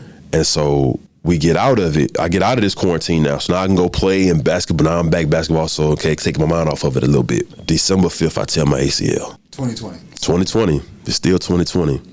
So now I am sick. I'm hurt, because the two most important things to me are gone. One is temporarily, and my mama is just gone. Like, so I'm like, I don't have basketball. I don't have my mom, bro. Like, what the fuck? Like, but I'm so hurt. I'm like, I don't know. I stay prayed up. That's why I say I thank God, because it would have been one of them situations where I could have went down a dark path. Absolutely. And everybody would have understood. Like he understood it. Like, you going through a tough time, boom. But I thank God that I never had that thought even come to my mind of just like, oh, let me turn to this, or let me turn to this to try to cope with it. And so I just stayed positive, and I stayed prayed up. That's the two things that I did. And I looked at it as like, okay, it's not a bad thing that I tore my ACL. I'm gonna be home for Christmas. I need to be around family and friends and good people because I'm still dealing with my mama death. Yeah. I need to be around good people, good energy right now. Absolutely. And so that's how I looked at it. And one thing my cousin told me, because he had lost his mom in high school, so when he found out, he told me, he was like, you never gonna actually get over it, but every day you're gonna learn how to deal with it a little bit better. So that's really what, every day you just get better dealing with it, because it gets to the point where you think about your mama, you crying. Yeah. Now you could think about it and not cry. You could talk about it and you're not crying. It gets to the point where I can have conversations like this and not cry no more, but you still, every now and then something trigger, and it's like you're gonna have your moments, which I still do. My best friend, my brother, the closest person I have to me that's not blood. Mm-hmm. We shared moms, and she recently passed away, and just doing similar stuff. Like, sorry to hear that. Oh man, it was tough for me. It was even tougher for him. You know what I'm saying? And the immediate family and all that good stuff. And like you said, bro, and that wasn't even my mom, bro. Mm-hmm. I buried myself in the gym, bro. I didn't want to talk about it. I didn't want to think about it. I didn't want to think of when was the last time I had a conversation, all that good stuff. Like it was definitely some turmoil I had to go through, and things you have to unpack from the past too. Mm-hmm. You know what I'm saying? Like, why do I even feel like this? So that was definitely a tough time, bro. So I can only imagine what it does for you in that time period. Think going through that, bro. We stay prayed up, stay positive mindset. Mm-hmm. How long does it take us to get back from the ACL? 9 months. 9 months. Mm-hmm. So during that 9 months, we're back at the crib. We back at the crib, and we go into the rehab for my knee, and just other than that, I'm chilling. I'm dealing with it, and like that. And for one, backstory for people, but it was just me and my mom. Yeah. Dad wasn't in my life, so that's my dog. My mom, she know everything. That's my ride or die. Everything. Our relationship was like this. Yeah. Couldn't nobody tell us different. Like we was locked in for real. So when she died, it was like a part of, like, hearing that people say it's like a part of me is died or missing. I understand it now. Yeah, it's like a part of me gone. You have this empty little space that you know it'll never be filled because only she could fill it. Yes. But you just, like I said, you learn how to deal with it. And so I had to just, like I said, stay prayed up and thinking and staying positive, because it was definitely hard just being in the house. Absolutely. Now you in the house, like I said, you surrounded by triggering things, triggering moments, and you just, you know what I'm saying, at times you might take it out on people, and it's like, bro, I'm yelling at you, but it's not even because of you. Or I'm yelling at you, and it's like, even my girl at the time was just like, you there. So sometimes she was the punching bag, unfortunately. Yeah. But it was just like, and I'm glad she knew too, it's not me that you mad. You lost your mama, you dealing with this where your pain really at. Yeah. And so yeah, but learn to deal with it, and just and I knew that I would get back to basketball. So it's not like this is a forever thing. Yeah. And so go through the rehab process, and we get back. And so now we in 2021, and I go to Mexico. Yeah. This is kind of like, go there, your first year back playing, so just get a feel for your knee, get right, boom. And now I'm experiencing, this is my first time where I experienced like the bad side of overseas basketball. the stories that you hear, I'm like, 'cause at that time I'm like, I ain't got no story. All my experience has been great. So this was the first time I was just like, okay, this is the other side of that basketball stuff. So it was like, in Mexico at the time, you could have 4 imports. So it was all 4 of us. We all was training or work with my agent, Fess. And so he put us on this team. This team hadn't had a team in so long, but it was like first team back since they had won a championship. Oh, wow. So they brought us out there 2 months earlier to get acclimated with each other, to build that camaraderie and team chemistry. And so preseason comes, after the first game, they cut somebody. They cut the point guard. And they said, because he's not a rah-rah type of guy. I'm like, what? He's not a rah-rah, but he's scoring. He's doing his job, but he's not a rah-rah type of guy. So you got to cut him. Yeah. BS. That's bullshit. So what it ended up being was, though, it's only like 1 or 2 sport like agencies that are over all of the players in Mexico. Yes. Yes. And so this team didn't have nobody that was under that agency. Yes, bro. None of the imports or whatever. So that y'all ain't making no money off this team, so y'all got to get y'all players over here. And so that all you start, crazy, bro. Man, I'm like, bro, Mexico different. Different. Bro. So we get there, like, we had 2 team houses, and so we had the chefs on the first floor. We had team chefs. We had team drivers. Like, they had the setup was all nice, but then it was like everybody, the whole team stayed in one house. And so, like I said, they cut dude, boom. So then we go through preseason, boom. They didn't cut nobody else, but we go through preseason. Now it's time for regular season. First game is a back-to-back. The first game, the first 2 games, after the first 2, they cut 2 more players. Damn. That had been there all that time. The player they cut at the time, he was the most consistent player. They cut him. They cut him and another guy, his roommate. They cut him, but they didn't let him leave. Like, they was like, y'all just stay at the room. If y'all replacements don't do good, we'll just bring y'all back. And on top of that, they told the chefs not to feed them. No, bro, hell no. I'm telling you, bro. I'm telling you. Hell bro, no. I'm telling you, bro. It's crazy. I'm seeing this. I'm just like, what? Y'all gonna hold them hostage and can't give them no food? Like, what? Get the fuck out of here, but bro. luckily the chefs, it was 2 lady chefs. They wasn't going for that. They we just gonna bring y'all the food upstairs, boom, but we gonna make sure y'all, boom, they wasn't going for that. Because they really looked at us like we were their son. I had the same in Mexico. Yeah. So I'm like, bro, what? And so we 0-2. We lost both of them games, they cut. We go and play some more games. Every game was a back-to-back. How the season was out there, it's back-to-back. Right. And so the next game, we cut some more people. We'll bring some more in. So we got a coach, and it's like, now you done had us out here for 2 months. Yeah. Running plays, learning the system, what he want to do. And the beginning of the season, you cut people. So now we done built up to here. Yeah. You cut somebody, bring somebody new. Now we got to come all the way back down to here and start over. Yeah. And we was doing it every week. Like, we would get the new person acclimated to where we was at. They done cut somebody, now we got to come back here. We get them acclimated to here, they cut somebody else. So I'm watching, they cut somebody because they simply said, they had sent us a text message to the team, to the players, and he simply had just said, like, why or what or something like that. He's like, why? And it was like, oh, you questioning authority? Oh, out. Like, they was just looking for reasons to get players out of there so they could bring other players in. Then they shortened us on our bread. Like, Ish, you got your bread? Yeah. You was short? No. You was short? Yeah, a couple hundred. You was short? Yeah, a couple. Boom. Okay, I was good. But then the next month, I'm like, I'm missing a few dollars up here. Boom. What's up? Like, hey, why my stuff short? Like, oh, okay, we're gonna get it fixed. Boom. Next day, still ain't. Why am I'm on it? So we all on it because everybody is getting like shorted. Yeah.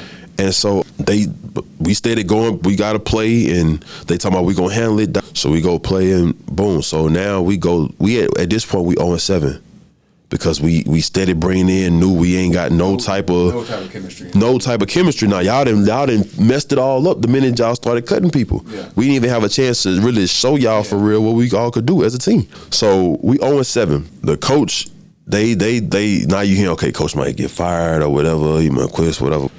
So he brought in the coach, as they bringing in new players, they brought in a player that was like the coach's guy. So he come in, boom, and we play a couple games, but then, like I said, coach he ends up quitting. He was like, he came in the locker room, was like, before the game, was like, God, this is my last game coaching, but I still want y'all to go out here, play hard, try to win. Boom, saying it wasn't, but so when he said that, his guy stood up and was like, well, God, this is my last game playing with y'all. Boom, hope we go out and win. He was like, but coach, my guy, he leave, I leave, so boom. What? But at this point, they telling me, Ish, your replacement is here in the stands. It's at the games. Up, I'm the last one standing from the original group. I'm the last one standing. All that needed to happen was I have a bad game. That's it. All I needed to happen was me have a bad. My replacement, I never saw him. They was telling me, my teammates like, Ish, your replacement was at the game. And this is when I knew I was like, yeah, that team don't really rock with me like I think they do. The fans love me. They gave me a nickname, called me the locomotive. They still to this day will hit me up when I post videos and stuff, come back and all that stuff. But the team picture, right? We walk in, so that every time we get somebody new, they got to take that big team picture banner down and put up a new one. So we got a new coach. So with a new coach, he could bring in new players, his players. So he cut 3 more people to bring his people in. The team photo, we walk in one day at practice, is up there. I'm looking, okay, that's nice, boom, boom. Somebody missing. Where I'm at? I ain't on the picture. I don't get no love. I don't get no love. I can't be in the picture. I'm in the runs for MVP. I can't get no picture up there. Like, dang, okay, that told me right there, okay, yeah, I need to go ahead and be ready because they finna do something. They finna do something. Yeah, writing's on the wall. Writing is on the wall. They tell you, like, that's why I say they only need me to have a bad game. But once dude left, when coach left, they literally put out there, okay, such and such is going to replace this person instead of Lane.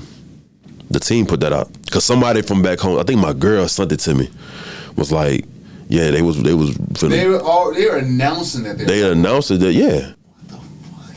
And every month, money's short, and we steady we don't have heat. I mean, we don't have air. I'm sorry, it was hot. We in the sun. It's hot. We don't have no AC. It took them like forever to get us Wi-Fi. So we doing that. We got to go through that. Yeah. And so, bro, it's one time one of the players had to get an IV because he got dehydrated because we go to practice, hot, sweating. We come home, hot, sweating, just dehydrated. Yeah. So he had got an AC put in. I'm like, bro, where you got that from? Tell me what the people. I'm gonna get one in mine. Yeah. Like, it ain't cost too much, but I'm gonna get one put in mine. That day I had to get an IV because I had got dehydrated. Damn. Left practice. After practice, literally getting in the van to go home. We need something to eat. I get there. These people are set to come put the AC up, but it's later. They called the team doctor. He's like, yeah, it's need an IV. He dehydrated. Man, it was so bad. I just was on the couch just struggling. Yeah. Because it's like I'm dehydrated. I'm in this hot room. Yeah. I'm still sweating and like I ain't got no fluid, but you trying to get this needle in my hand on with it and it's not going. Like he's in there like really trying to, like, it's not going. Like, and I'm like, bro, is shit hurting? It's making me sweat more because I'm aggravated. I'm hurting. I'm hot, bro. It's not good. But finally get the IV in there, get the AC in there. While I'm getting the IV, the AC people finally started coming in, boom. So we were straight with that. So at that point now, they like, the team was like, well, we gonna need, ask the presidents, like, get us all ACs. Of course, yeah. He was like, well, if we do that, y'all gotta pay the taxes. Or pay the rent house or whatever. It was something that if we do this for y'all got to pay something for us. That's wild, bro. So they end up. Yeah, I'm like, bro, I got my AC. I'm like, yeah, I paid for mine, so that's on y'all. What y'all do? But I'm looking like, bro, you do what? Then it was like, he came, he was like, yeah, if y'all having problems, don't call y'all agent. Like, tell us first. Don't call your agent. That's always a telltale sign. Yeah, it's some bullshit going on. Like, man, what? Yeah. So, like I said, I was a run for MVP. I'm the best player on the team. I'm the only person left from the original group. Yeah. I thank God I never had a bad game, but just so now the new players come. So now once they got this new coach, everything was a little bit more stable. Like, it wasn't no more cutting after that. It wasn't no more players interchange and nothing like that. So the new players come. By this point, in month 3, I'm fed up with all the stuff I done been through. I done seen people come and go. I know what the team doing. Yeah. They come in. One time so what happened was, so I'm trying to tell them like what all has happened since. They not believing me, or they not taking serious what I'm saying. Yeah. I'm like, bro, okay, I'm all right, watch. So one day the fuse box outside or whatever caught a fire. Yeah. All the power in the house go out. The chefs had just made grocery. So they had all this chicken and food spoiled. We in there, it's hot, no Wi-Fi, no AC. We in there, we're stressing again. We ain't have curtains on our windows either, so sun is just beaming. Damn. Sun beaming on us. So then they was like, so now I'm really fed up. I'm really like aggravated. You could see me like sitting downstairs. That's the coolest spot of the house. They laughing, bro, you good? But y'all don't understand. Y'all don't understand what I've been going through. I'm so fed up. So they finally, we got a game the next day. Yeah. They say we're gonna put y'all in a hotel. Cause the dude, I guess they had to work it out where it was like, the team said that the owner of the house should pay for it. Mm-hmm. The owner of the house said the team should pay for it. Y'all going back and forth trying to figure it out. Somebody need to pay something so we could be getting our rest or whatever. We gonna put y'all in the hotel because they going back and forth. Next day we come back, it's fixed. And they was just like, yeah, it's fixed, but just Try not to have too much stuff plugged up at one time. Every now and then the AC will go out. You wake up sometimes hot. You go to turn the AC. Bruh. Then it just kick on randomly. You just never knew what you was going to get. And so that was just an experience. And so Mexico is a place, bro. Mexico is just different. Place, It's different. I had a same thing on a team, lower end of the league. Lost a lot of games. Yeah. Our very first game, we lost by 50, and then just continued to lose after that. And so guys are getting cut left and right. And by the time it got to like the month and a half mark, bro, it was just me. I was like me and like two other guys who hadn't been cut from like the original. Two guys. There's just two guys who hadn't been cut from the original group. Yeah. But like you said, writers on the wall, bro. I'm right. Saying, yeah. Like, it's on my minutes are going down. My production is not. I'm scoring high clip. I'm shooting 40% plus from the 3-point line. Like I'm the best rebounder on the team, big or little, like or big or guard.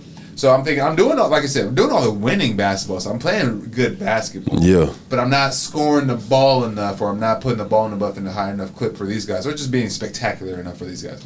Even though, that's not the reason why we're looking. Yeah, exactly. So, and same thing. We had new guys coming in. I'm trying to warn these guys, this coach doesn't know shit. Like, he doesn't know. Like, we had to explain. Like, we're playing, bro, I swear to God. We're in a game, bro. We're getting torched by a Spanish pick and roll. You know what I'm saying? Like, the Spanish. We're getting tortured by a Spanish. And in the game, I'm looking at the coach. What do you want to do about the Spain pick and roll? Yeah. I'm really telling him that. He said, yes, one of the players is from Spain. What? Oh, man, he don't understand.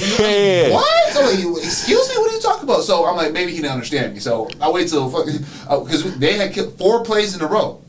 Yeah, that's the thing about overseas. Once they see something work, they not finna change that play. Back to back. They not changing that play. Every single Jordan was there. We're playing against. Oh yeah. I was playing against Jordan, bro. And he was the point guard running this Spain pick and roll. He was getting either a pass or that little bank shot on the left side. He gets all the fucking time. Yep. Killing, and I'm seeing them set up. I'm like, I know what this is. I've been playing basketball long enough to know what a Spain pick and roll is. So I'm like, all right, bet. He didn't hear me that first time, so I'm gonna wait till we get to the huddle out of timeout. Hey, they're running a Spain pick and roll. How do you want the big to come out? Do you want me to how do you want the guard? He's like, he just did that. He just and like walked away. And one of the local guys he doesn't know what that is. he speaks Spanish. Like, bro, you know what that is, bro. Wow. And that's literally what I was dealing with. The coach that he tried to get us to run a 2-3, but it was set up like it was a boxing one. Like he didn't know anything. I'm gonna have a full episode of that one day. Like when I tell you, because people, I'm getting to a point in my career where I'm okay with like transitioning to like other like obviously I'm doing a podcast and do other things. I'm okay because the way I've experienced basketball is like you do all the sacrificing, you get to the point, you bet on yourself, all that stuff, and you can still get the coach who don't know what a Spain pick and roll is. Yeah. You know what I'm saying? I got this guy trying to play me at the 4. He's trying to play me at all the positions I've never played before in my entire life and shit like that. And like, bro, it's just like you can do all the right things and still get to that point. You know what I'm saying? Still get cut for like playing good basketball. It's kind of taxing on your mental sometimes. You know what I'm saying? Especially when you make a whole lot of sacrifices for that stuff. Yeah. But yeah, so you went through Mexico. Yeah, and I went through that, and I just for anybody listening right now, Mexico. Don't get me wrong. I don't want nobody to think I'm talking shit. Mexico's a dope league. They're paying well. Yeah. For the most part, they just have different set of rules. And because Mexico is so close to America and the way they have their import set up, they can just go get players whenever. So they're super cutthroat over that way. And whatever their team is looking for, and plus we're not gonna get to the whole cartel thing, but it's just a different basketball world. In Mexico. That's why I said people ask, would you go back? I wouldn't mind going back to Mexico if that opportunity ever came about. Just not to that team. I'm not going back to that team. I seen what you. There's 4 teams in Mexico. Yeah, I'm not going back. 5 teams. They're top heavy. Mexico's a top heavy team. It's the same teams in the playoffs every year, and the top 5 teams have the most money. Like the same thing you said, they all have the same agents. Man, look, the Monterrey team, they wanted me. Bro. The owner of that team was like over the league, so his team winning every year. Every year. We played him in preseason. He made a call. It was like he made a call to our team president. Like, yeah, you should let go of Elaine so he could pick me up. Yes, bro. The whole time. But look, our president he wasn't going for that because he was not letting me go. They be on that type of time. Bro, I'm laughing at my teammates. I'm like, because somebody came and was like, yeah, Monterey called for you. for Ish. So I'm like, I'm finna be going to Monterey. I'm out here. Y'all got to deal with all this. I'm about to be living good. I see y'all when y'all come here. Man, I'm talking all that type of noise. Ain't nothing ever go through. I knew it wasn't going to go through, though. I knew it wasn't. Mexico's a trip. All right, so where we go after Mexico? After Mexico, we go to Taiwan. In that same year. Yeah. Same year, it was like, okay, the Mexico season was short enough to, okay, now you can go to Taiwan, finish out the year. So this is my first time in Taiwan. Yeah. That was a good league. Yeah. Decent league. Yeah. I was in the SBL. So they got 3 leagues out there. But a good league. This all is still coming off of injury. But I had a successful, no injury in Mexico, was healthy, played the whole season, go to Taiwan. And this is when I got heavy for sure. Because you go to Asia, you got to quarantine for 2 weeks. Yeah. But they like, just tell us what you want to eat. We'll bring it, boom. Can't do nothing. But I can't do nothing. Yeah, but I'm looking on the Uber Eats and I'm like, Hooters? Some wings? Yeah. 20 piece with truffle fries? I need that. Yeah, bring me that for lunch and for dinner. But I'm in the bed chilling. I'm just eating that and then just go lay up and watch movies and chilling. And I'm just gaining weight. So I knew, I was like, by the time I get on this court, well, I cannot move. Yeah. I can't move at all. Like, I could barely jump. Yeah. Barely jump. But I knew it was just, I got to get back in basketball shape, and then I got to change my eating. So that happened. Get back, we get right. And that was a great time. I had no problems there. Asia it's not a bad Asia. I've heard nothing it's nothing bad. I have nothing bad to say about the Asian market. Win. Everybody you gonna be on time. They're gonna take care of you. Everything is good. You ain't got to worry about nothing. Just go there and play ball. Yeah. So, and the playing style fits a little bit of American play. Because it's like you at the end of the day, you go get the ball. Yes. It's like just go be the guy. Yeah. So it's like you pretty much you win in every way. So that was a great time. That was from like that season started on Christmas. So December to like I would say like April, because I had never been to the playoffs yet in my professional career. Yeah. In Mexico, I was close. We needed to win our last game to make it to the playoffs, and we lost.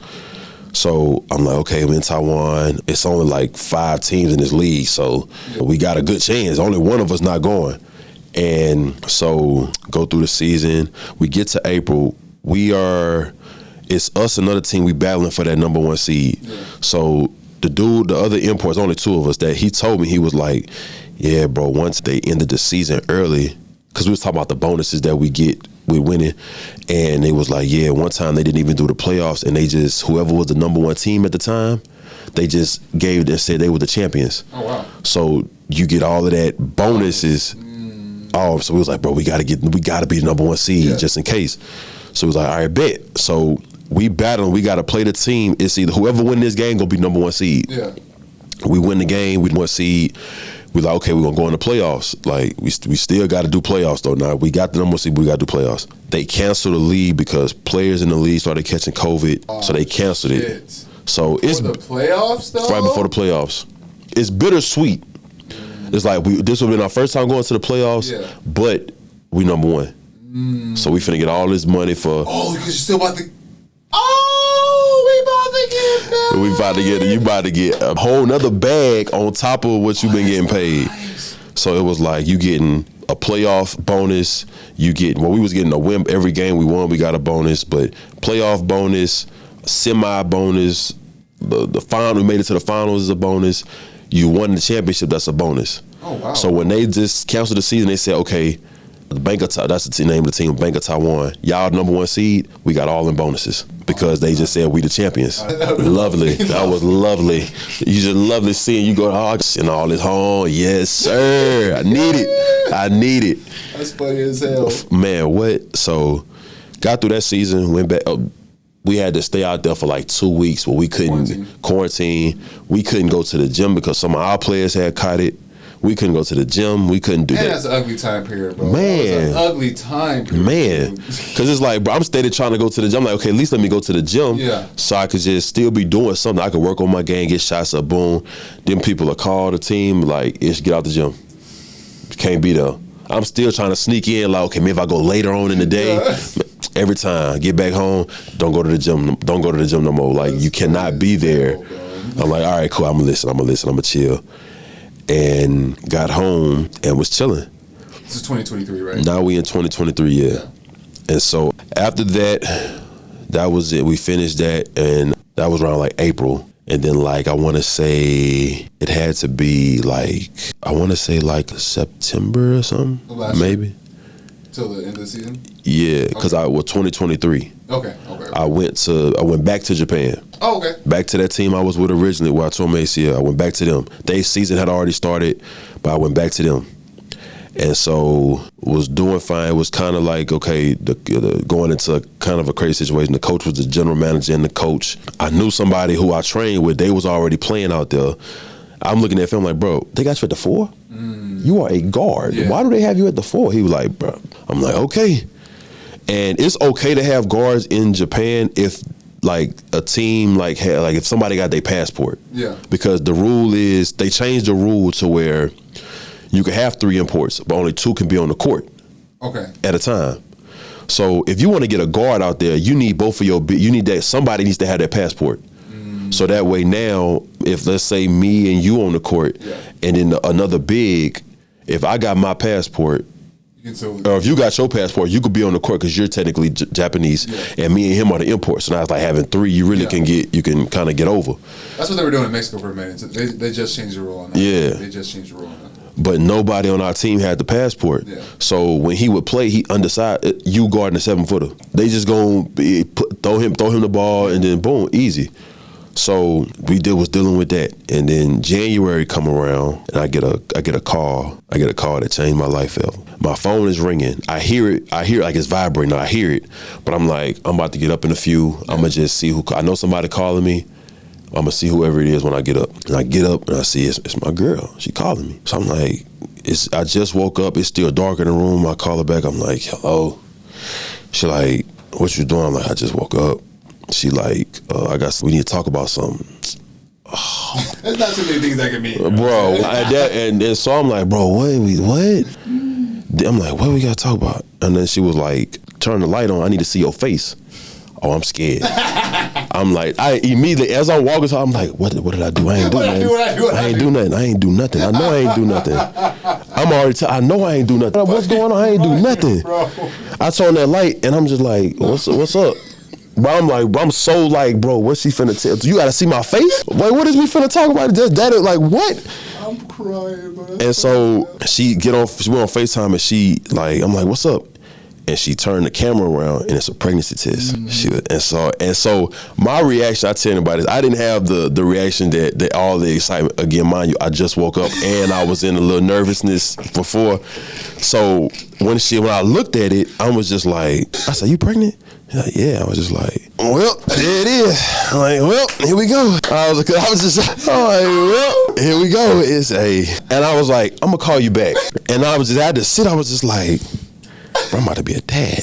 Now all the excitement coming. Now I call her back, kind of wake up. Contact saying, wait, put some water on my face. Let me wake up. I call back. I'm like, yeah, we've been on the radio. We've been out. Yeah, I'm excited and everything. Boy, I'm so excited. Oh my God. And I'm like, damn, because at that point it was like we know, okay, at some point it was bound to happen. Yeah, of course. But I was in a situation. The goal was obviously she was in school, and I was obviously would like to wait until you get out of school. I don't want you to be pregnant at home. You holding down the house, you taking care of the dog. I'm just out here, I'm gone. You have no help from me. But God don't make no mistakes. So he came, and she got pregnant, and I was just like, all right, bet I'm in position to take care of you and the baby anyway. So we good. Yeah. So this finna be real smooth. Like I'm pregnant, how many weeks? Boom, at that point, she was, the next day she was going to the doctor for just like her regular checkup. Doctor was like, yep, you're 7 weeks pregnant. So I'm like, boom, got on the website, started doing research. It's a site that show you like week to week what to expect. I'm like, yep, you feel like this? Yeah, you got this to expect. I'm on, boom. She might call me, it's some bar. I'm like, such and such with pregnancy. Yeah, you feel like this? She's like, yeah, that's normal. You're gonna experience, that's normal. They say it's gonna happen. Then I'm like, next week, prepare to feel this, because they say you're gonna start feeling like this. But honestly, truly, she had a great pregnancy because she didn't really have no symptoms. She didn't have the morning sickness. She didn't, none of that. Damn. None of that. She didn't have, like, her pregnancy was really smooth sailing. She really ain't experienced too many symptoms. Nice. And so I get home. So now I leave Japan. The season ends. That ends in April. Okay. So now I'm home in May. I'm home and I'm like, okay, boom. But we also see like his due date is September 14th. My mama birthday is September 6th. So I'm like, oh yeah, he gonna come early. He gonna come on my birthday. Yeah. But in the midst of me being home, boom, boom, South Korea calling. You gotta go to South Korea. I got a baby on the way though. Am I gonna miss this? Yeah. Like we was like, nah, I can't miss it. Woo. So I see like, okay, what's the latest I can come out there? Cause I'm telling them like I got a baby that's gonna be due around that same time. So I don't wanna miss it. And they was like, yeah, you gonna have to report on the 6th. I was like, that's not gonna work. I was like, y'all show. I was like, what's the late? Like, I need the absolute latest. They was like, okay, we could push it back to the 9th because the 10th we gotta leave for training camp. Yeah. I was like, cool. The 9th is cool because they say after that, at that point, if you don't in the contract, if you don't show up on the 9th, you gotta pay a hefty fine. Yeah. Like, all right, bet I'm gonna be there on the 9th. So we were just hoping and praying that he came early, and he came September 2nd. September 2nd, birthday boy, baby boy. So that's my guy. I was talking earlier with my guy. Something happens when guys get a son or when they get a kid in general that they game evolves, bro. I've seen it firsthand so many times, bro. So I definitely want to talk about it, man. What did having a son for you at this point in your career? Because you're in the midst of your career, bro. Yeah. Like you're still trying to get higher, get paid more money. You're still trying to build in your career. So what has that done for you so far? It's been great, man. It's just, again, you just understand that everything I do is I got somebody really like looking up. He's depending on me. Yeah. And it's just different because it's like I'm also in the space too where it's like, bro, I'm about to give you everything I didn't get growing up. I know that I got the blueprint of what not to do. So I'm about to just do the opposite. I'm gonna give you everything I didn't get growing up. Cause it's like I'm excited about this. Yeah. Like, absolutely. I want to be like there for as much stuff as I can. I know I'm gonna be going overseas, but as much stuff as I can, like I got you. Like I got him. It changed my life, man. It's just I love it. I love every moment of it because he's such a good baby. Like he smiled every time he see me. He really wrapped around me surprisingly. Even though I be gone so much, you would think he'd be under his mama. He want to be with me. Oh man, bro. He want to be with me all the time. And so, kind of to your point. Then now we finna get to where that game evolved. But go to Korea. So now that team came to me in Japan and recruited me to come out there. They came to some games. They was like, want you to come out here. Want you to be the guy. Yeah. You got the green light, do whatever you want. Boom. So I'm like, all right, but I ain't never been to South Korea. Yeah. But y'all got Samsung, y'all Under Armour, BMW. I got some big sponsors. Yeah. Y'all got that money. You got that money. Boom. So I'm like, all right, bet. So I go. Again, and boom, I'm like, okay, this is the most money I've ever signed for. Yeah. And I'm thinking, okay, it's finna get to it for real. Man, I get that tone. Come sit on the bench. No. Come sit right here. Come sit right here. Their rule is you could have 2 imports, but only one could be on the court at a time. What? Come sit right here. Somebody got to get the short end of the stick. And they chose me. So I'm so, man, what? And so, Kofi. Yeah. Yeah, we was on the same team. Kofi? Yeah. Big ass Kofi? What? Yeah. They had me and him over there. And yeah. That's crazy. So the whole season? The whole season. He playing.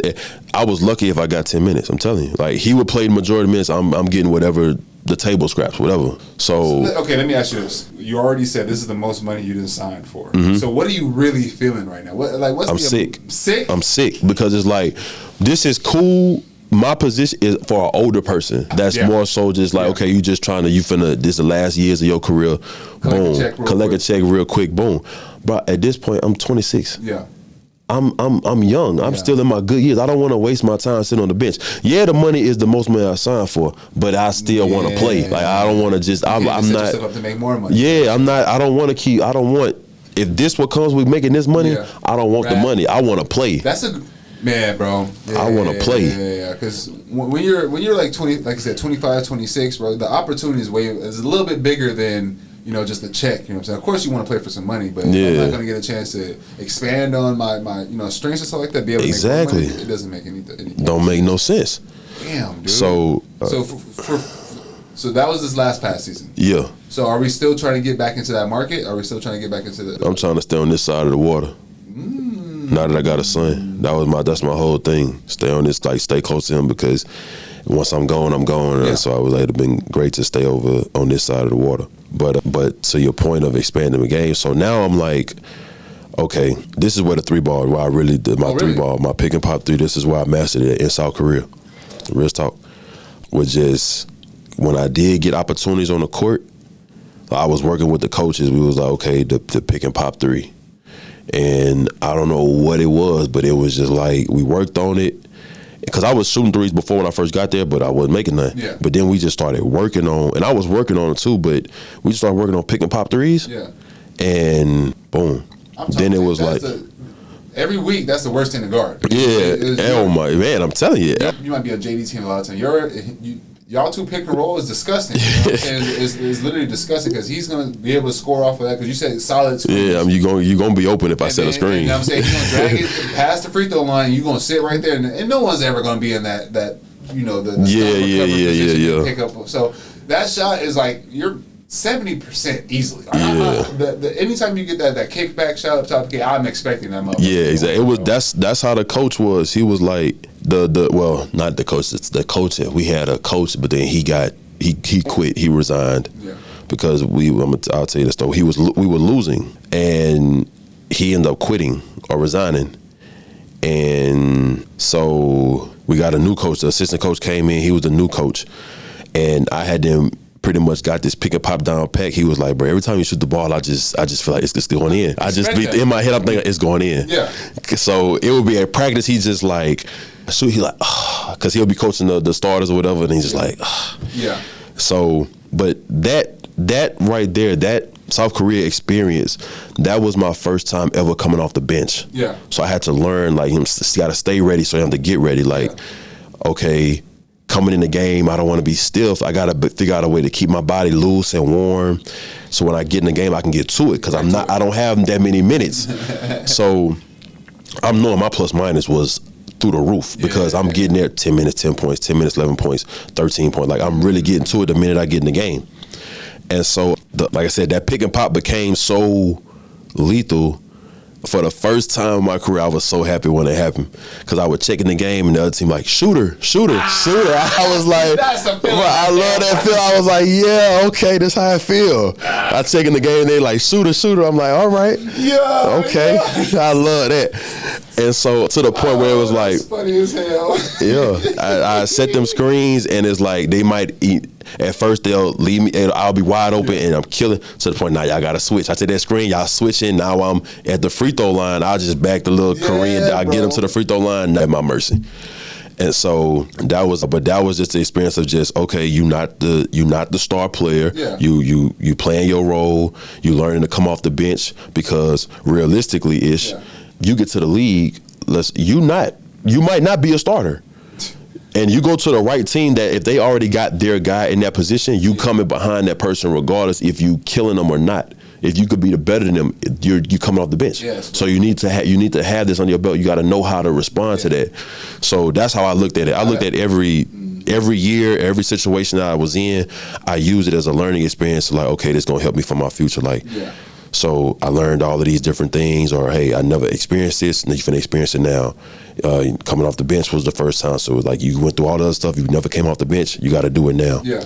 So, like I said, I think just with having a son and just working on my game, that 3-ball just became like I'm actually amazed at myself at like, which is cool, bro. Yeah, it's like wow, like I just working on my game and just seeing like, bro, dude, I'm really a shooter for real, like for real. And getting that confidence, that's the other thing too. Started shooting this year. Yeah, for real. This motherfucker started shooting this year, man. All of that hezzy pull and all that. You see, I didn't start doing that until I came to the run. I worked on it in South Korea, bro. That is absolutely dope because. If I would have never had this conversation, you know, I hate this dude because it's honestly. Can't stop him once he gets in the paint, and then once that 3-ball's popping, there's nothing you can do, and you just got that this year. Just got that this year, and like I was sitting I really be in the gym in South Korea because I'm like I got all this free time. I'm not playing a lot, so I don't need as much rest. So any off day, or I would just go in the gym and I get on the gun and I'd be shooting, and I was like, you know what? And I did a lot of time. I started watching players. Okay. This is the first time I really watched a player, and I started watching Carmelo Anthony, that mid-post game, and I watched the mid. I watched Melo, and I watched his game overall, and I was like, my mantra is simple but effective. Yeah. Watching Carmelo Anthony's game and the highlights of it, simple but effective. He one dribble, two dribble, pull up, one dribble hezzy. Like, he's not doing all of the on jabs. He's getting open on jabs, and it's like, yeah, I need to put some of this in my game. Like, I also, handling the ball is a big thing now for positionless basketball. Especially that short roll. Off the short roll, you gotta, and get into the key. Being a player in my position is like, especially like with the NBA, like a true power forward is like non-existent. Like, you need to be able to space the floor, shoot the three, put the ball on the floor. So I'm like, okay, well, cool. I need to, so I need to be able to do that. Yeah. So I literally was just going to the gym in Korea and was just like, okay, hezzy pull. Absolutely. Working on that, just a little side dribble, hezzy pull. That y'all just see, I'm just like, that's what I worked on. Yeah. Or the hezzy pull, a little snatch and get to a shot, but it's nothing to where it's like too much. Yeah. It's all one dribble, two dribble, and then get a shot up. I'm not wearing the shirt today, but y'all know me, I'm doing the extras for sure. I'm just saying, what's funny, today was hooping today, and I went at Marcus Morris, and he was like, oh yeah, they told me you be taking crazy shots. Nah, for real, nah, man. Hey, I ain't seen nobody take as many tough shots as you. Like, that seemed like that's what that's my thing. That's your thing, I like taking tough shots, I'm not gonna lie. So when I first started going to the run, I wasn't doing that because, for one, I want people to like me. For one, I want people to like me. So, like, I'm not gonna come into, especially. So my thing before I came to the run, like, and this is not me tooting my own horn. Like, I wasn't being, there's no competition. Like, in the area where I was playing basketball, I was playing basketball Lifetime. I'm the MVP of all these men's leagues and stuff like that. So, like, I'm already in a situation where I'm the man. I'm getting shooting, and I'm still looking for an opportunity to play overseas too. So I'm just looking for a space where I'm not the best player. You know what I'm saying? I just want to be around other. Like, you don't want to be the sharpest knife in the drawer. I don't. I literally want to be someone who has to be an underdog in a situation. So I'm coming in. I'm trying to be humble. You know what I'm saying? I'm gonna be humble. I'm gonna play defense, shoot the threes, and all that good stuff. And I remember, man, do I want to mention this story? I'm gonna mention this story. Fuck it. JD, bro. my motherfucking man's JD, bro. First thing that happened. First of all, he wasn't responding to my message to get into the run. Like, he was just like, leave me on red. Like, now that I heard that's what JD do. I torched him in a Lifetime national tournament in New York. I gave him and his team, and his team had pros, and I'm over here with guys who work 9 to 5s. He has they have actual pros that they're paying to go to these Lifetime tournaments, and I gave him 30, like 35 or some shit like that. Have it recorded and posted on my Instagram. Obviously. And then after that, he responded to my message and like let me come to the run and all that good stuff. So I'm cool. I'm in the run, being humble. I'm over here play defense, shoot my shots. I'm gonna do whatever. I'm not gonna shoot too many shots. And then one day, bro, disrespecting me, just straight, because Jay don't play defense, for the most part. He don't play defense. But for some reason that day, he was trying to reach on everything, trying to run through my dribble like that, or just let me shoot, like walk away from me and stuff like that. And at the same token, coming at me. Yeah, on the offensive end, Oh, you think I'm sweet? You think I'm not like that? So it kind of flipped the switch in my head, and that's also when what's his name that played at Baylor. Oh yeah, I forgot he was. He was coming around too. He was lighting fires under me, like trying to tell me to go at him and stuff like that. And that's when I started coming back and being myself. I do take tough shots. It's kind of my MO. But I also play defense. Now, motherfuckers forget to mention that part, right? Nah, you do for sure. I do take tough shots, but I in my head, I feel like I earned those tough shots because man, in those runs, bro. Especially if you're on established pros teams, you're not really gonna shoot the ball like that many stuff like that. So the amount of easy shots I get aren't really there. So I'm gonna take the shots I get. So if it's tough, it's fucking tough. It's just it's how I like to play the game.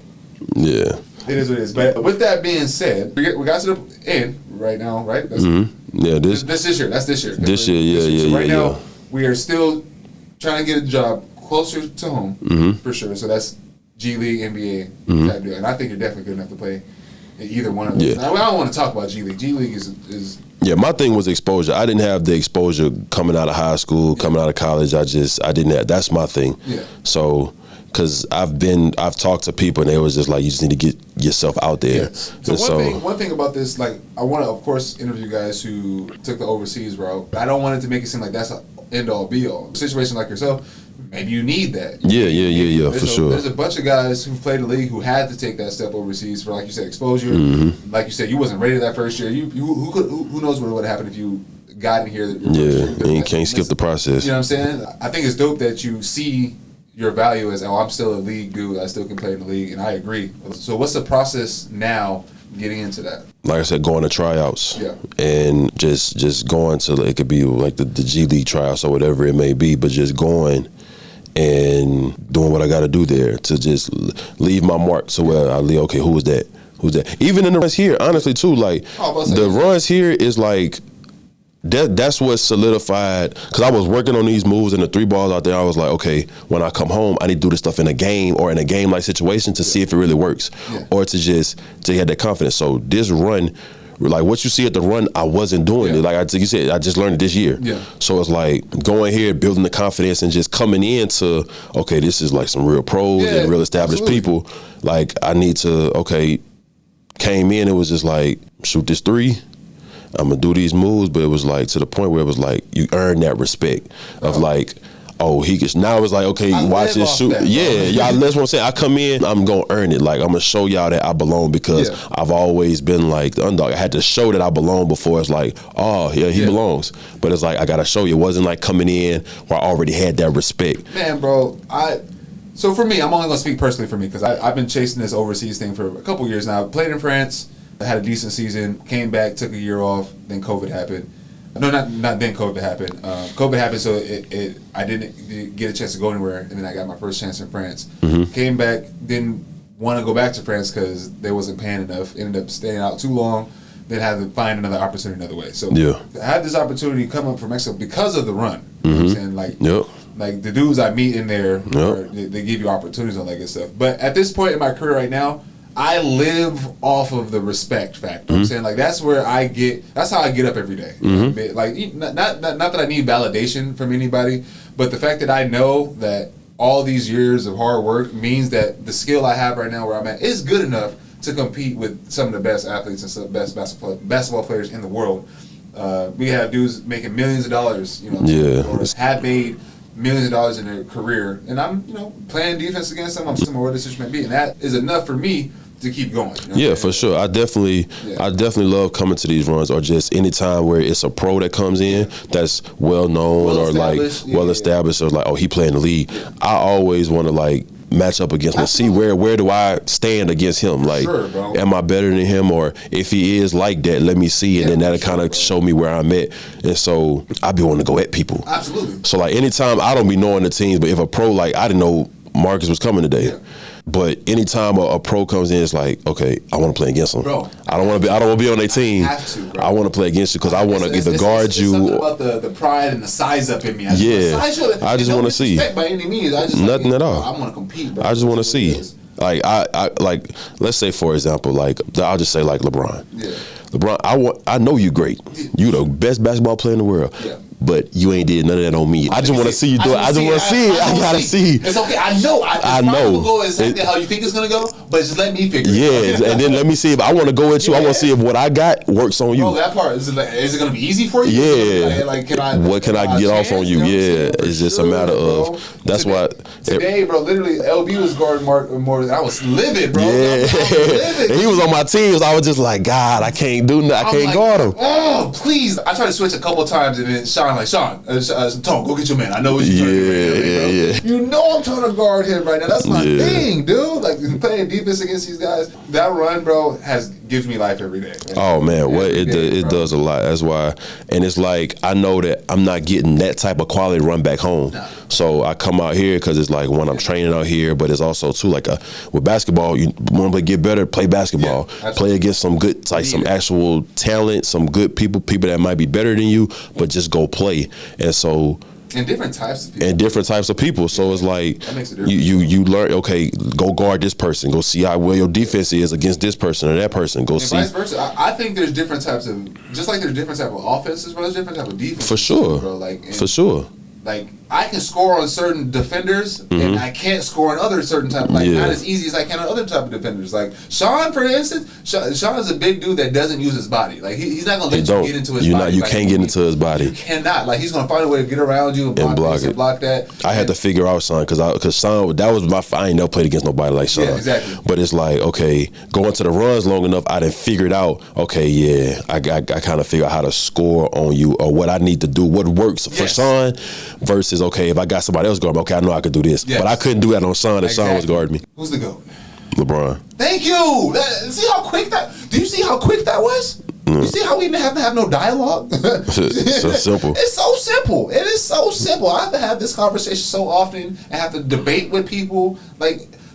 All right, so I'm one of the people. My philosophy on this, I take the championships. I don't take them out, but they're on the side because the whole championship argument towards thing. If you're using that as a metric, there's a lot of people you're leaving out of the Bill Russell is the greatest then. Like that's how I look. If we just gonna compare rings, come on, bro. What are we talking about, right? In terms of individual talent, you cannot tell me there's another person on this planet that's ever been born that's been better than LeBron James. And me, my personal opinion, I know there's some Kobe guys. That's the case. You're gonna say Tim Duncan better than LeBron because Tim Duncan got 5. Nobody is saying that though. So it's like, bro. Another thing, I asked Cam this: if you had the same monetary success, you have a big B in your bank account at the age of 38, 39, whatever LeBron is 40. Do you think you would be able to still bring that same tenacity and love for the game every day, still waking up at 4 o'clock in the morning, putting up extra shots, knowing damn well you got a big ass B in your bank account? Yes. You think so? Yes, because it's me. I always said it because I look at this is something I do like anytime in the summer. If somebody like when a free agent they get a big bag, I bet what would you do with all this money if that was you or LeBron's a billionaire? What would you do if I had $1 billion? It's me. But me is like. I look at it like simply, I don't want to. If I was to, let's say I got $1 billion right now, I don't want to stop playing ball because like we don't know. I don't know how good I'll be. What's that? I'm gonna be so curious as to how good would I have been if I'd have stayed just working on my game and playing. You, Cam, and Jay are different. Y'all boys, it's me. I don't love the game. I definitely like it now. It's gonna be hard because it's like, yes, you put a B and say don't play ball no more. I'll take it. But it's definitely gonna be that like, bro. No. Okay, so let me clarify. Not play basketball anymore. I'm talking about doing the extra. Doing it with that. Yeah, for sure. Because I want to see how good I can actually be. Can I go be this? Like, what is my... On top of... let me add this caveat, too. On top of getting the same social scrutiny as LeBron. I don't care about social. I don't care about what people think. You got to just learn. I mean, he's doing a great job. He does a great job of toning all that out. Like, I can care less about what people... that part of it. Damn. Care less. That ain't affecting my money. It ain't if I ain't losing no sleep. Like it's okay. So I would just do that because I would just want to see like how great could I be? What is that ceiling? Because then if I don't do it, or if I was just to like stop or whatever, because that's gonna be in the back of my head every day. I guess the best way, the love would never leave. Yeah, I'm just gonna love it. Yeah, for sure would leave. Like I know for a fact. I know for a fact that hunger is leaving if I got $1 billion in my bank account, bro. Like, I say that, and I know people that would easily. Yeah, you're not by yourself. Let me correct myself. Maybe not when I was 22, 23. Not for sure, not then. Maybe it's because I'm now. Yeah, maybe that's the thing. Let me because you did say 39. You did say I'm 39. 39. You know what I'm saying? 39. I'm thinking right now. That's what I'm saying. You did say 39. I'm 39 with a B, and I done everything LeBron has done, bro. And this is another argument I say. LeBron could win the next 2 championships, bro. There's still gonna be a bunch of naysayers. Yeah, it's not the best. I ain't gonna lie. Point, what are you really playing for? I ain't gonna lie. If I was in Bron's shoes, it'd have been hungry. I would do this year, get on the court with my son to make history. After that game, I just want to come back to work. I would finish the contract. I would do his whatever his contract he got, finish that contract. That's it. I need to phrase the question a little bit better. I need to because everybody's thinking about where you at right now. Yeah, that's how immediately I took it. Yeah, but if I'm 40 years old, a billionaire. My son that made it to the league. I got another son that's gonna possibly make it to the league. I'm about to just get on the court with Bronny, make this history real quick. In reality, if LeBron really wants to, because he could. He could do it both. If he really wanted to, he could do both. He could. Because he's He's not. He could definitely do it if he wanted to. But I would do that with Bronny, and then finish out however much he got left on his contract, finish it out, and then just won't show up to work the next day. Like, just on some, are you returning? I don't know. And then season come around, and it's just boom, he retired. That's crazy, bro. He's and disappear. I got $1 billion. $1 billion, bro. Disappearing. That's what I'm saying. That's what I have to do. I have to phrase it better, because in my head, bro, I cannot fathom being 39 years old. Yeah. Still waking up at 4 o'clock in the morning to put up. Playing like I'm broke. Yeah, he playing like he's broke. He's playing like he's broke. Playing like he broke. It's hard to just be like, okay, what y'all offer me? Yeah, that's chump change. I got $1 billion and you just offer me $100 million. Whatever. It's like, that's chump change to him. Chump change, bro. That's so fucking crazy. That is crazy to me. I'm sorry. By 39 $1 billion, I'm hanging it up. I'm done. I'm done. I have nothing left to prove. I got all that under my resume. I ain't got nothing left to prove. He broke the score record a season ago. Yeah, I'm like, I done broke this record. I done did it. I done done all this. I'm done. There's nothing left for me to prove. A whole year ago already. Like, people forget that. Yeah, it's nothing left. He's not chasing that no more. He has that. He got it. A year, and he's averaging 25 a season still. He's gonna, the records he's about to have when he's done, bro. Like, I get it. Like, there's gonna be no conversation on who's the best when he's said and done. Yeah. I just know I don't have it. Yeah, I'd have been done. After the scoring record, yeah, and like I said, Bronny, do that thing with Bronny, and then I'm out. All right. What is the better playing style? European basketball, NBA basketball.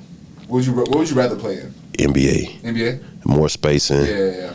But it's also too, like, you know what I'm saying, the NBA they don't value the mid range no more. At all. If you overseas, you better have a mid range. You got to, because with that defense, bigs they sit in the paint. So it's like you gotta have a mid range jumper. So, but it's like I like both. I done been in both, but I knew that it's kind of, remember when Luka first came to, he was like, the NBA is easier. Yeah, it's kind of like that.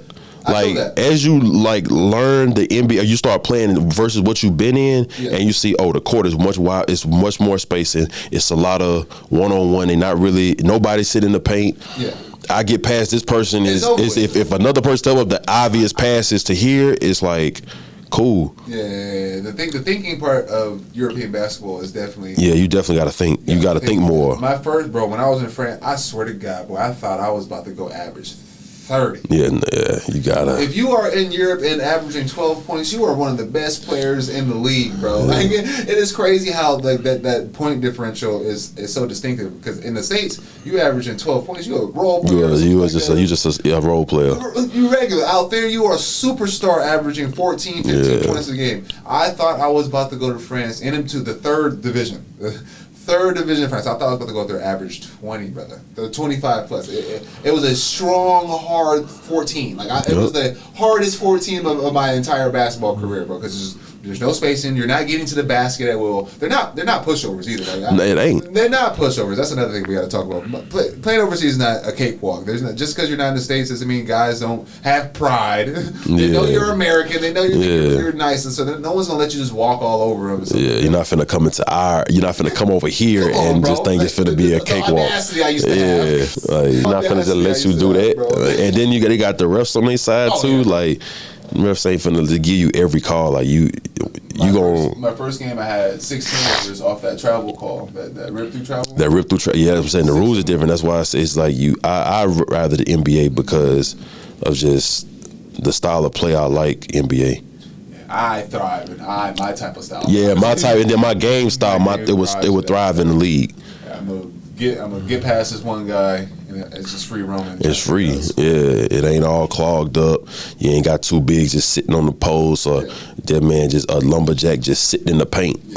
So yeah. All right, Ish. I just want to know one thing before I let you get off the camera. Is there any bit of advice you want to give to anybody pursuing a professional career when it comes to basketball? It could be training, it could be an agent, it could be a coach, it could be anything that has to do with the game of basketball. Any advice you want to give anybody out there before we get off the camera? Don't limit yourself. If you set your mind to it, you can do it. Just do it. Just don't stop. Like, the consistency, you do it long enough, eventually you're going to see some results. Yeah. But your results are going to depend on what you did, how much you put into it. If you went hard and you hard working, eventually it paid off and you got the success that you was looking for, boom. Yeah, but if you was lollygagging or you wasn't really serious with it, and that result, you gonna always be like, man, I wish I'm still trying to, ain't nothing happen. You gotta just keep going, no matter what. It's like everything else. You're gonna have your ups and downs. You just gotta keep going. It ain't gonna be no straight path. Like especially in this game. Especially in this game. Yeah, you're not going. You gotta take the highs with the lows. It's not gonna be nothing straight. It ain't gonna be all peaches and cream. So there's no perfect story to this. Yeah, exactly. There's no perfect story. Everybody's story gonna be different. Everybody's road to your road to the destination is different. As long as you get there is all that matters. Yeah. And that's what gonna make your story that much greater. If you had to deal with a whole bunch of stuff, it makes your story that much greater. So, man, bro, I that's my favorite little thing. No one likes a boring story, bro. At all. You know what I'm saying? Like all the things you're going through in life just makes that story a little bit better. Makes it that much better. Makes the success story that much better. All right, man, we've been talking for a minute. I feel like I'm Joe Rogan in here with my long-ass podcast, bro. I really appreciate this conversation, bro. I learned a lot about you. I appreciate it too, man. This is my first time. First podcast. It's not going to be your last one when it can, bro, because you guys got a lot to... I like your story, bro. I appreciate it, man. Y'all... Look, bro, I'm going to say this. I played in high school, okay? I didn't come off the bench. So to hear that all you guys didn't play in high school baffles the hell out of me. So that's the best part about so far I've done all this. Hearing y'all guys' story, bro, and like I said, Jay made a career out of it, 15-year career. Cam, Ohio State, you know what I'm saying? He's on his sixth year also. You're in your fifth year, going into your sixth career, trying to get back into the league. I think that story is so dope, and people hearing that, they're going to resonate with that. Hopefully they like, comment, they hear the stories and all that good stuff, bro. So once again, appreciate you coming on. I'm gonna leave all his social medias. Go follow him. Follow his journey as he continues to make basketball his life. I gotta meet your son at some point in time too, because I'm about to start getting to training, and I'll be damned if you let me. Yeah, he just if my boys let their kids go to anybody but me. Yeah, no, he just turned one. Come on, bro. Come on. Yeah, he into it. He definitely go grab that little ball that he playing with. He's definitely go grab that basketball for sure. So I'm not gonna force my kids to play basketball, but they're not gonna know about any other sports besides. They're not gonna know about nothing but basketball. Look, I said you ain't gonna. He ain't got no toy. He gonna play. He gonna play it for something. But real talk, I ain't gonna force it on him. If he want to do it, cool. But he just whatever he want to do, I'm gonna support him. But as basketball players, we want our son to just grab that ball and go play. Yeah. You think that until you have your kid, then you're like, I just want to see him happy. I see him happy and healthy, bro. At the end of the day, like, bro, look, I got a plan. I can get you. You know what I'm saying? I didn't have what you had. What I'm gonna give you, I done had it growing up, so you gonna be way better than me. I'm telling you. I got the plan. If you want it, I got the plan. I got it. You just gotta if you want it. Funny as hell, bro. All right, Ish, man. I guess I'm gonna see you at some point this time this week. We going to the run this week? Oh yeah, I'm there every day. All right, my God. Every day. Appreciate you coming on, bro. Like I said, follow the podcast. So make sure you like, comment, subscribe. I appreciate all y'all support, and we going up from here. Yeah, boy.